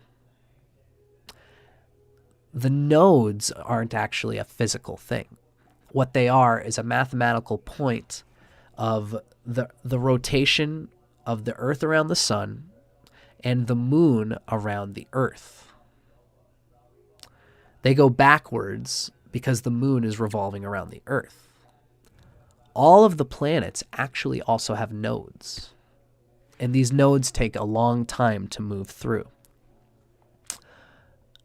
What Jeffrey Wolf Green hinted at some point in his writing, in his teaching, is that there is in fact nodes of the other planets, including Uranus, Neptune, and Pluto. And the nodes of Pluto are something that I have been discussing quite a bit on my channel. Not recently, but you can find videos of me talking about it. I did a good one with Timothy from Rasa Leela Healing about the north and south nodes of Pluto in particular. The north and south nodes of Pluto move forward instead of in reverse. And wouldn't it just happen to be the case that the south node of Pluto in our current day and age is in Capricorn? The south node, that's the Ketu of Pluto. It's been there since about 700 AD, which is around the time that Muhammad, the Prophet Muhammad, in the Muslim religion came forth. And it is often described that we are in the patriarchy right now. We are in a world that is very materialistic, very competitive, very Capricorn-y, because that's the past, Ketu, South Node. We are all incarnated with this placement. The South Node of Pluto came into Capricorn around 700 AD, and it's not going to leave until about 2800. So these are long cycles. It's almost 2,000 years, basically. Some people almost call these ages of their own right. And it's often noted that when the south node of Pluto goes to Aquarius, that'll almost be like the age of Aquarius. The reason I'm bringing all this up is because the north node of Pluto right now is in Cancer, right around the coordinates that we would see as being Punarvasu. In my opinion, there is a lot of this. This is very important. I'm going to talk about it eventually on my channel. The world is experiencing this re-becoming. The world is stale because the north node is moving towards, it's in Punarvasu. It's the Rahu. It's the thing we're not used to doing. We are all born and incarnated here with the Pluto's Ketu in Capricorn in a sort of materialistic competitiveness. But we all want to move towards Cancer, towards the heart, and towards Punarvasu, the eternal rebecoming. I think there's a lot there that I could talk about that I think is very important. I wanted to mention it here. I wanted to plant a seed in everybody to think about what it would mean that we are in the middle of a 2,000-year span of time, started at around 700 AD and ending at around 2800 AD. That represents a part of the narrative of things becoming fresh and new because we experience them as being stale and stagnant on our planet today. Something very interesting to consider. Now, I'm not going to go too much on it because ultimately this video series is aiming to discuss Punarvasu as it ought to be eternally considered and represented. But I'm glad I got to throw my own personal seed into my idea of things here.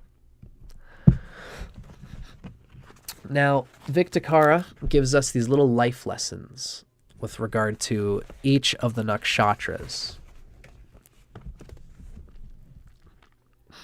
Denise is making her a political statement that astrology should be taught in every public school. I do agree. I think that it totally should be there. Yeah, hopefully that comes along soon enough. But you never know with people these days. But I have faith that if we're passionate about it, we talk about it, it'll go out there at some point if it is loved, and we're here loving it. Now let's read the life lessons that Vic Dicara gives us in terms of what Punarvasu is all about and what it teaches us as a nakshatra. We've just gone through interpretations of planets in Punarvasu. Now Vic Dicara gives us, just like how we can read into life lessons from each of the zodiac signs. Gemini teaches us something about reality. Leo teaches us something about reality and life. Punarvasu is a nakshatra that teaches us something about life. We've already tapped into a lot of this, but let's see how Vic says it, because Vic, again, is going to probably vocalize these things better than I can.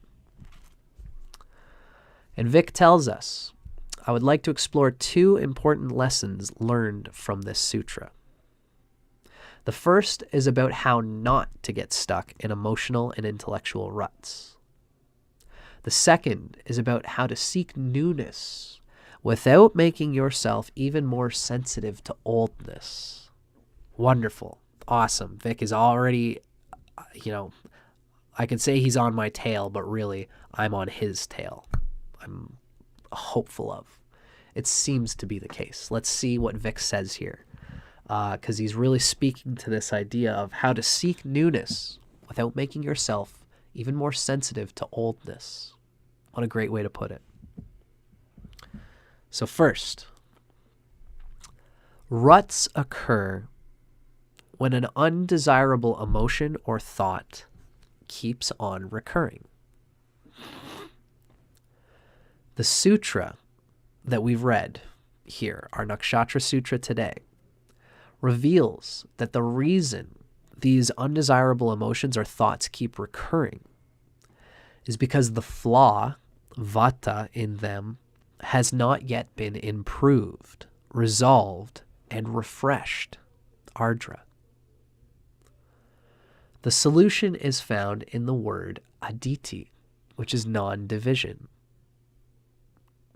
If we do not polemicize the situation as a problem, we can experience it more accurately and discover something in it that is not problematic at all, but actually has the potential to create something desirable.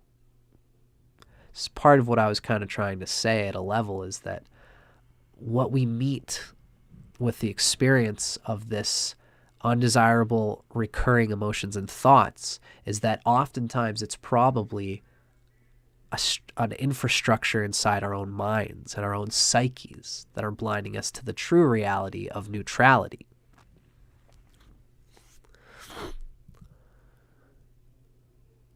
So if we don't polemicize the situation as a problem, we can see that it has the potential to create something desirable. Then we can reinvent or reincarnate the situation, Punarvasu, transforming defects into assets. By depolarizing desired and undesired, we reinvent our relationship to the problem, and thus we escape the rut.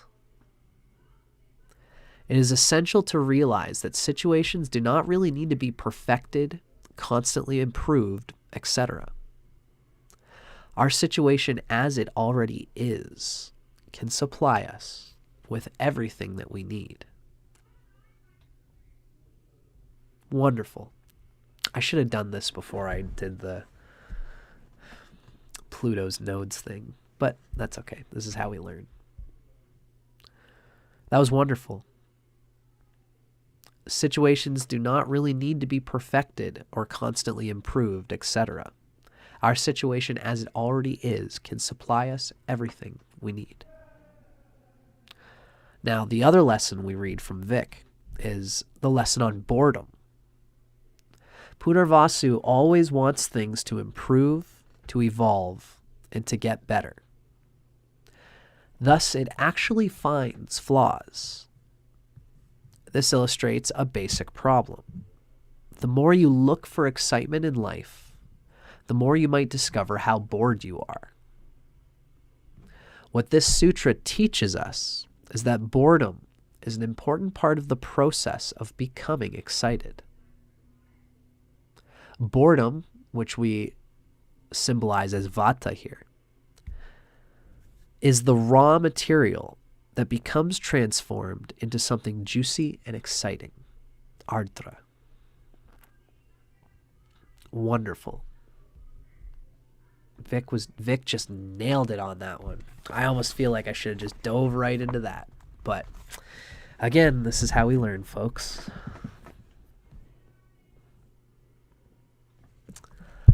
Now, let's read through a supplication. Vic Dicara gives us a supplication to Punarvasu, to the spirit of Punarvasu and what it represents.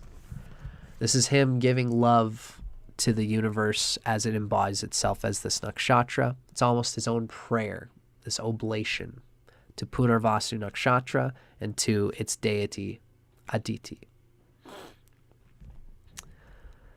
The supplication reads, "May Goddess Aditi love us repeatedly." And by the way, Vic has a note down here that says, repeatedly, Punar carries the sense of forgiving our mistakes and loving us anyway. Very important. You know, I think I have Ketu either in Punarvasu or Ardra. I'm still trying to figure out which. And one of the biggest things I'm always telling myself and others as a healer is self-forgiveness. It's making me think that maybe I do have Ketu in Punarvasu. Repeatedly, Punar carries the sense of forgiving our mistakes and loving us anyway. And so this is us asking, may Goddess Aditi love us repeatedly, no matter what mistakes we make. May we forgive ourselves. With Punarvasu, we strive to renew ourselves. May the gods return to us again. I should make another note here because Vic gives us a footnote where he says, may the gods return to us again implies that we have made some mistake that caused us to lose the gods' favor and grace. This implores Punarvasu to make our effort at correction successful. So those are our only footnotes. Let's let the whole thing flow now. May Goddess Aditi love us repeatedly. With Punarvasu, we strive to renew ourselves. May the gods return to us again, so we may again strive to please them by our efforts.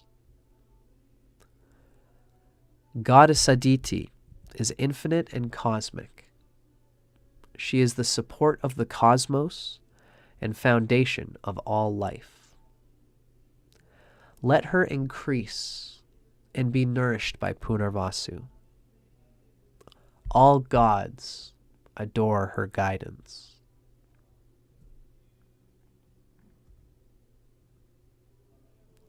Wonderful. It's a beautiful little prayer. Coming from the one and only Vic Dicara. It's wonderful to see his own ways of conveying these things. And that was, of course, Vic Dicara's depiction of Punarvasu Nakshatra. The information given in one sutra, all that we just read came from one sutra. It goes to show you how the sutras are like these enigmatic, cryptic codes. And when you read into the positioning of the code, all this stuff comes out. That's how sutras are. It's like a thread. Sutra is actually, it's often described as the things that stitch flesh together, right? A sutra, like a doctor would use. And what you're rending together implies that there's a density of muscle mass behind it. So when we read the sutra, what we see is the line on the surface. But what that sutra is stitching together is a mass of enigmatic encoded information. All of that just from one line. That comes from the Taittiriya Brahmana.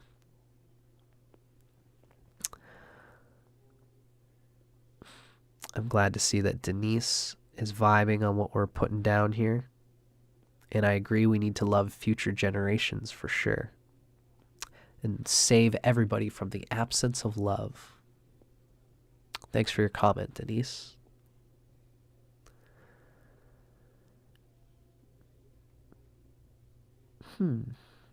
I love to see that, Teresa, that you're connecting with me on this stuff. So is Theo.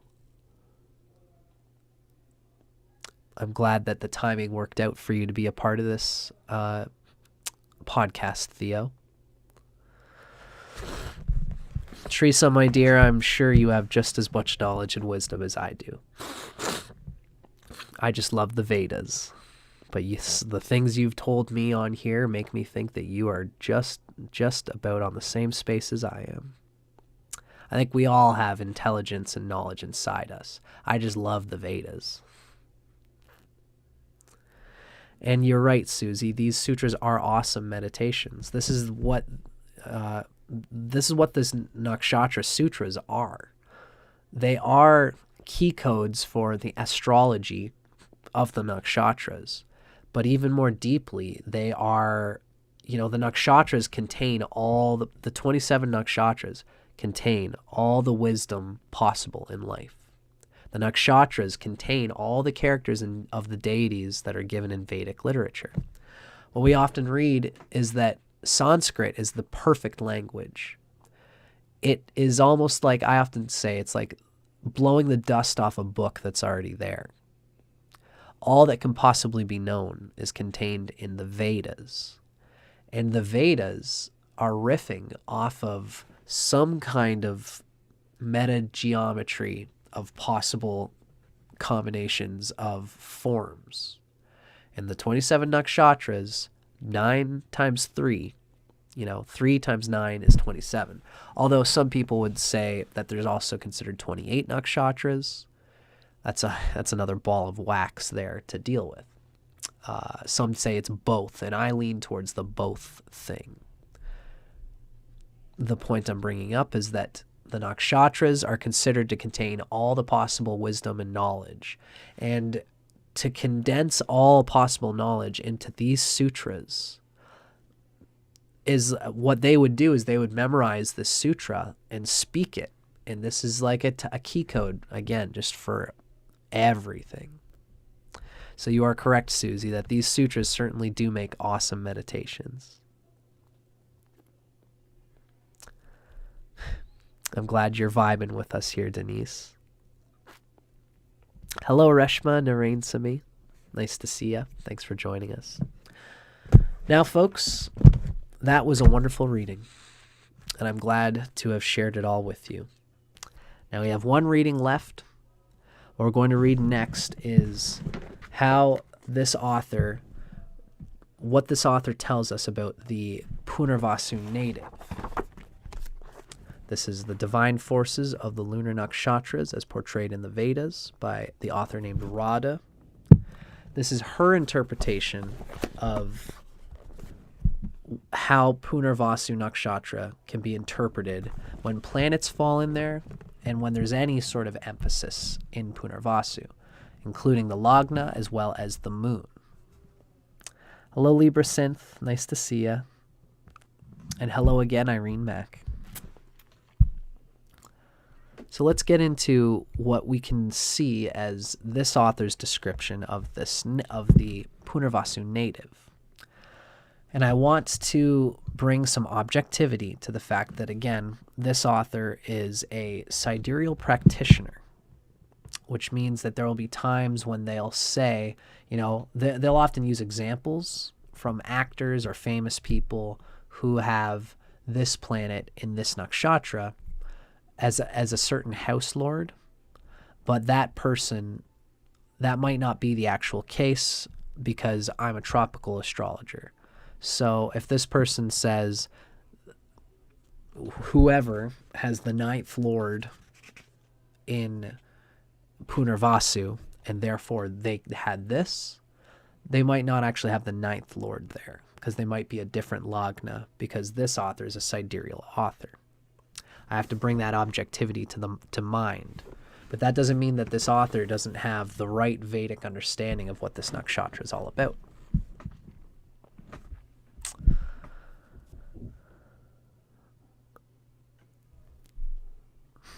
Libra Synth is asking, why does the picture of the deity have a flower head? Knowledge are the seeds, huh? I would say that the mother Aditi, the flower is a metaphor for the eternal renewing and rebecoming. Flowers, of course, they are perennial. They go, they come up, they're born to die. But by dying, they are bound to live once again. So that's the beautiful metaphor of a flower. It can be really descriptive of the eternal becoming that Punarvasu represents.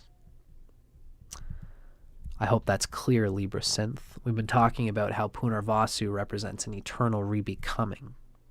So the flower head that Aditi is often described as is her being the head of rebirthing, recycling, regenerating, re-existing.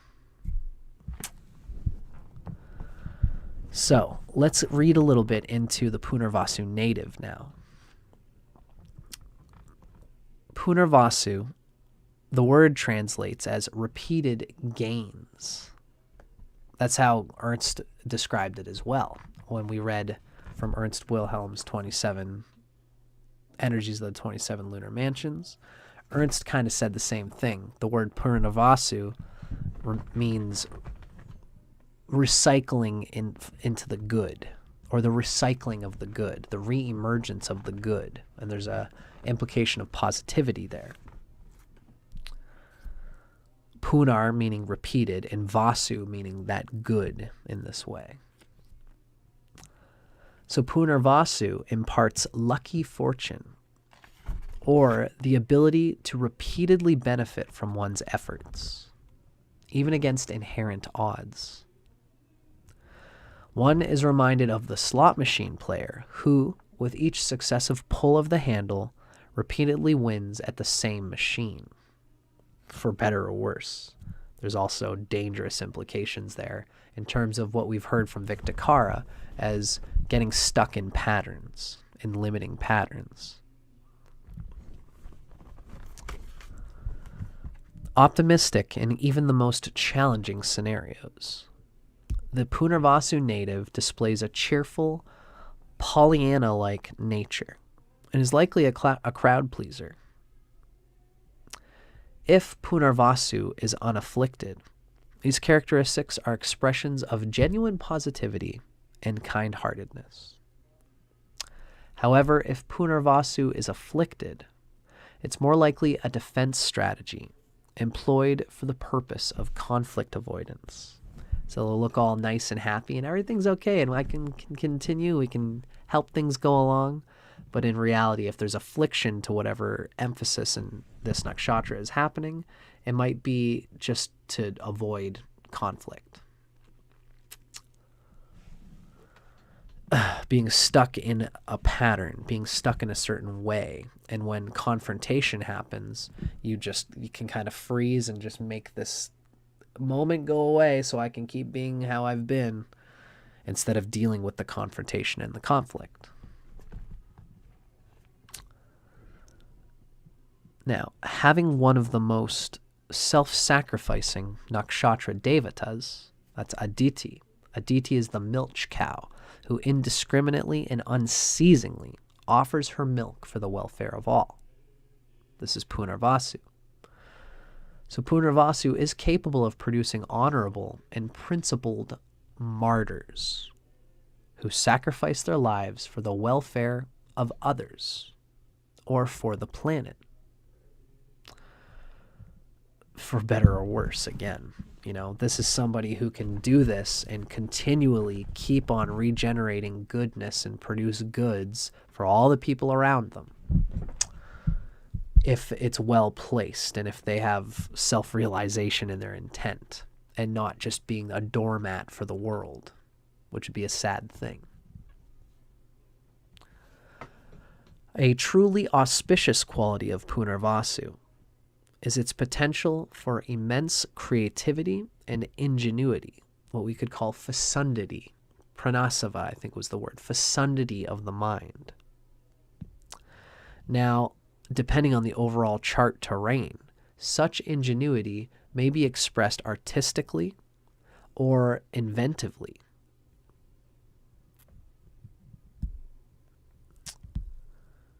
We note that the author has noted that Vincent van Gogh could possibly be considered to have Punarvasu Lagna, who is artistic, and Bill Gates is inventive. And Bill Gates apparently also has Punarvasu Lagna, which is very interesting. The Vincent van Gogh reference comes from astrodatabank.com, and the Bill Gates reference is apparently, the author says that there's an adjustment of birth time happening for the Bill Gates one. So I don't know where exactly that's at. It's interesting. But in any case, the point here is that someone with Punarvasu Lagna, or any emphasis of Punarvasu, can be expressed artistically or inventively when it comes to this fecundity of mind, this juicy, creative energy in the mind. Ingenuity as well. Punarvasu is also renowned for fecundity of progeny, especially male children. Remember, Aditi's 12 children were all sons, the Adityas. So Aditi's offering aren't just run-of-the-mill. Each is uniquely accomplished and acclaimed. Hence, the Punarvasu native is likely to be the proud parent of one or more highly distinguished children. If the children aren't so highly distinguished, count on the Punarvasu native to impose their own grand expectations upon those children. As might be imagined, the last born, just like Martanda in the story that we've just read, the last offspring of Aditi, is the most unique of the bunch and might even be the odd man out, for better or worse, whatever that means for the individual. Now, again, it's interesting to read when we're talking about nakshatras. This is somebody talking about somebody with the moon or any emphasis on this nakshatra producing children and behaving towards them in this way, possibly treating the last one or the last one just becoming an odd bird. It's interesting to think about. You know, the narratives of the nakshatras have qualities that you can't just, like with the moon in Taurus, it has certain qualities because it's an earth sign and it's fixed. With the moon in Cancer, it's got certain qualities because the moon is cardinal and it's water. And it's the Cancer, which has its own mythology. But we see here that there are things that you can pull out of the mythos and narrative of a nakshatra that is very specific and nuanced. We often read that when we read this author's depiction of people, of natives of a nakshatra. Now, Aditi's motherly tendencies, coupled with her far-extending and protective lap, imbues the Punarvasu native with strong inclinations for fostering. The Punarvasu native might elect to adopt a child, an animal, or even a highway. In some fashion, literally or figuratively, the lap of the native is prominent. Perhaps the person generously takes time out of their busy schedule to play Santa Claus at the local mall, cradling children as they repeatedly promise to satisfy their every wish. Very interesting. Now, other life themes center on Aditi's role as Mother Earth and nurturer of all that grows upon her surface. This creates an innate appreciation for nature's beauty and bounty. The Punarvasu natives' love for nature may blossom into hobbies or sports that bring them outdoors. Or it may flourish into a career such as a nature photographer, a landscape artist, or a nature guide of some sort. Now, we have here an example of someone, so that's okay. A perfect example of this nature-loving nature and this native is the Advent mountain climber Aaron Ralston, who had Punarvasu Lagna, meaning the rising sign landed in Punarvasu. Ralston lost his arm while he was mountain climbing. It was crushed by an 800-pound boulder. He lived to tell his story in the book Between a Rock and a Hard Spot. Despite his near-fatal injury, Ralston continues to pursue his mountain climbing passion. Cool. Dope. Now, similarly, the native has a strong desire to support or enhance Earth's natural conditions. Thus, they may be a gardener, particularly a sustainable or organic gardener, a nursery owner, or a landscape professional.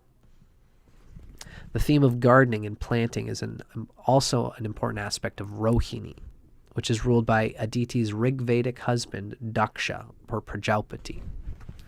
So Rohini and Punarvasu both tread on themes of gardening, nature, ecology, sustainability, ecosystem, etc. Now, often, one of two extremes occurs under Punarvasu when it comes to Mother Earth. One extreme is a native who is peculiarly intent on protecting the earth and its resources. They may be employed in a professional field founded upon such concerns. For example, an environmentalist, an inventor of renewable energy technology, a forest ranger, a conservation training instructor, and so on. These are the kind of careers that we can expect from someone with, especially the moon in Punarvasu, but any emphasis in general, as we've noted. If Punarvasu is gravely afflicted, the native instead may lack respect for the earth, or be involved in a profession that recklessly violates her surface. Examples include irresponsible surface mining, unnecessary destruction of forests, or intentional corporate pollution of lands, lakes, and rivers. That's with a gross affliction of some planet being in Punarvasu. Planet or planets, or emphasis therein.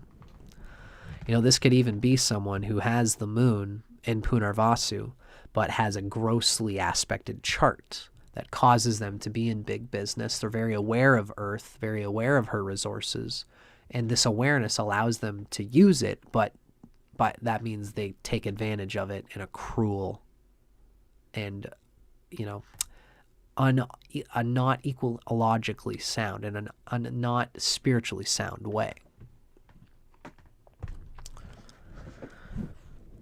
Now, Aditi's faculty of pratishta, providing a firm foundation or resting place, coupled with her later Vedic role as Mother Earth, suggests the potential for involvement in industries that provide housing, especially green housing, or a resting place for travelers, such as a hotelier or an Airbnb owner.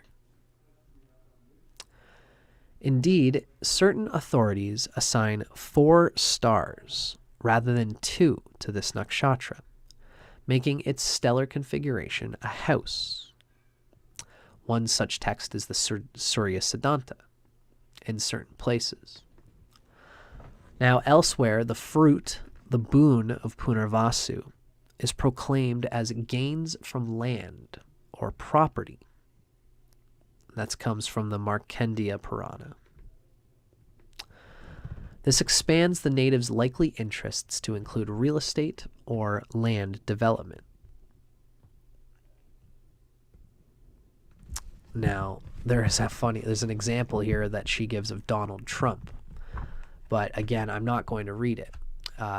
This is for objectivity's sake. I want you guys to understand why I'm being picky in this way. I'm a tropical Vedic astrologer. The author here is a sidereal one, and she gives an understanding of the 10th Lord of Donald Trump as well as his 6th Lord, both land in Punarvasu. My understanding is that obviously Trump does have, whether you're tropical or sidereal, the nakshatra placements can be conveyed as being similar, as the same. So Donald Trump does apparently have Venus and Saturn both in Punarvasu. The author gives this as being the 10th Lord and the 6th Lord, respectively, but I would venture that that's probably not the case because he probably has a different rising sign than this author understands, or that this author uses. So I'm not going to include this because the author, it's a cool example probably because it's very specific as the 10th and 6th Lord in Punarvasu. Still, I don't want to move forward with it, but I wanted to say that just for objectivity's sake. Now, Punarvasu is a nakshatra associated with traveling. This is represented by its Jyotisha classification as a Kara, a wandering about nakshatra. So remember in our characteristics, at Chara, I should say, at the beginning we talked about the characteristics of the nakshatras. Punarvasu is one of the Chara, the movable, ephemeral ones. And so there's an association here with traveling. As we also read in Aditi, Aditi makes a firm establishment at the home as well as in heaven. And traveling between them is part of the symbology of Aditi. Therefore, being a traveler, having home inside you, being safe going out, and then coming back home safely is part of the symbological mythos of Aditi, and therefore of this nakshatra. And this nakshatra is another name for Aditi, or an aspect of Aditi, is Patya Svati. This is a goddess who protects those journeying abroad, who finds success on a path. So hence, Punarvasu is an energetic nakshatra that induces movement and frequent voyages. It's an internally movable, ephemeral chara nakshatra. Even though it's considered passive, and it doesn't often like to get into too much confrontation, it's internally energetic and likes to move in this way.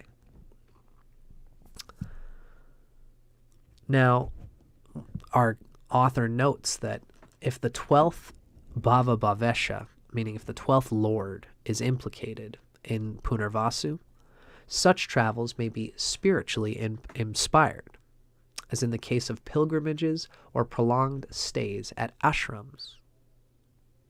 Alternatively, if the 10th Lord is involved, travel may be required in the native's profession. They may be a travel guide or a caterer to the travel industry. Now, finally, if the 4th Lord is in Punarvasu, the native may own a second home abroad or belong to a home exchange program, where they're exchanging their home for someone else's somewhere else far away, and that person far away will occasionally switch homes so that the two can do that kind of thing, which I think is very interesting and very, very cool.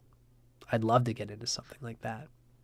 But it's cool that this author of this book has given us different ways of thinking about a house lord falling into Punarvasu. You know, especially if that house lord is the Atmakaraka. You know, can you imagine if you had the 12th lord as your Atmakaraka falling into Punarvasu? You would have, that spiritual pilgrimage and traveling just for the sake of spirituality's sake would be central to your basic life experience. We could really read into this in many ways. If we were to have the seventh lord falling into Punarvasu, we would probably expect that traveling would be done in order to intimately merge with one's partner or to do business with other business partners all over the world, wherever that takes them. If it's the second lord, then you'd be traveling in order to develop some kind of enterprise to help establish your family wealth, etc. You can really do something for all of them, So it's interesting to think about.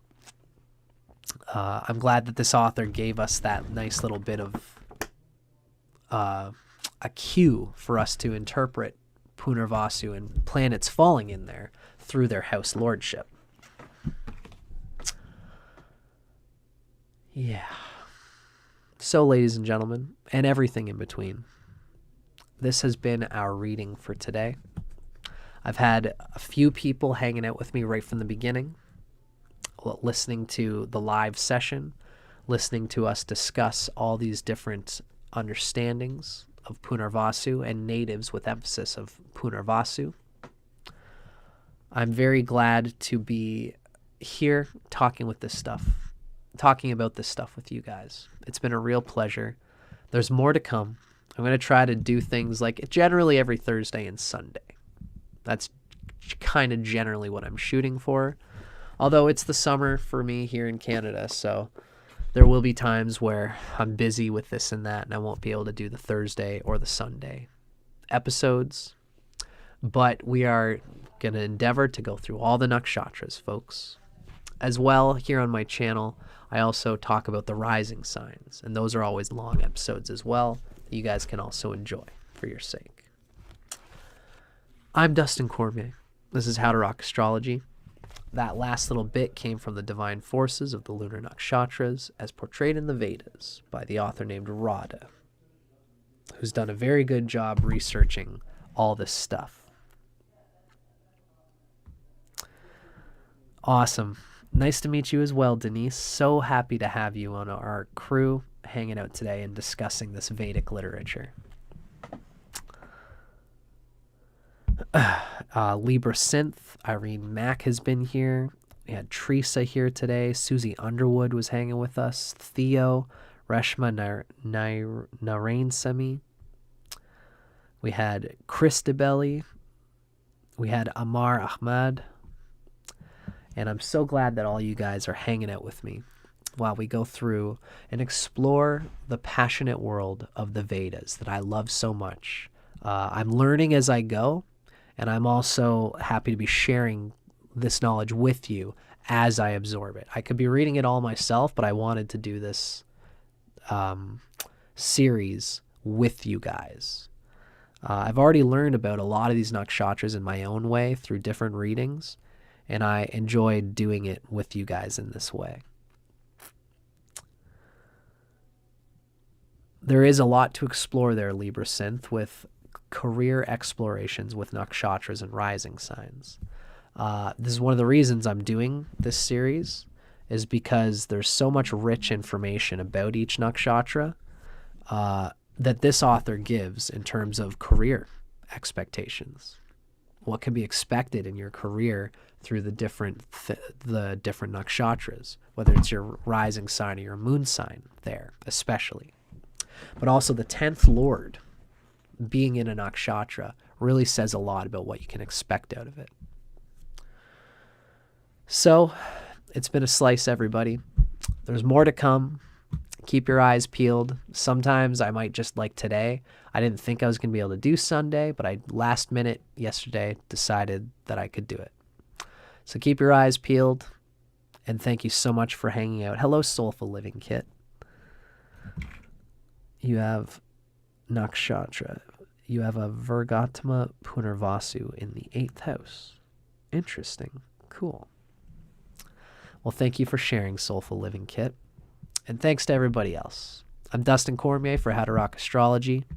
I hope you guys enjoy the rest of your Sunday. And I can't wait to see you guys for the next one as well.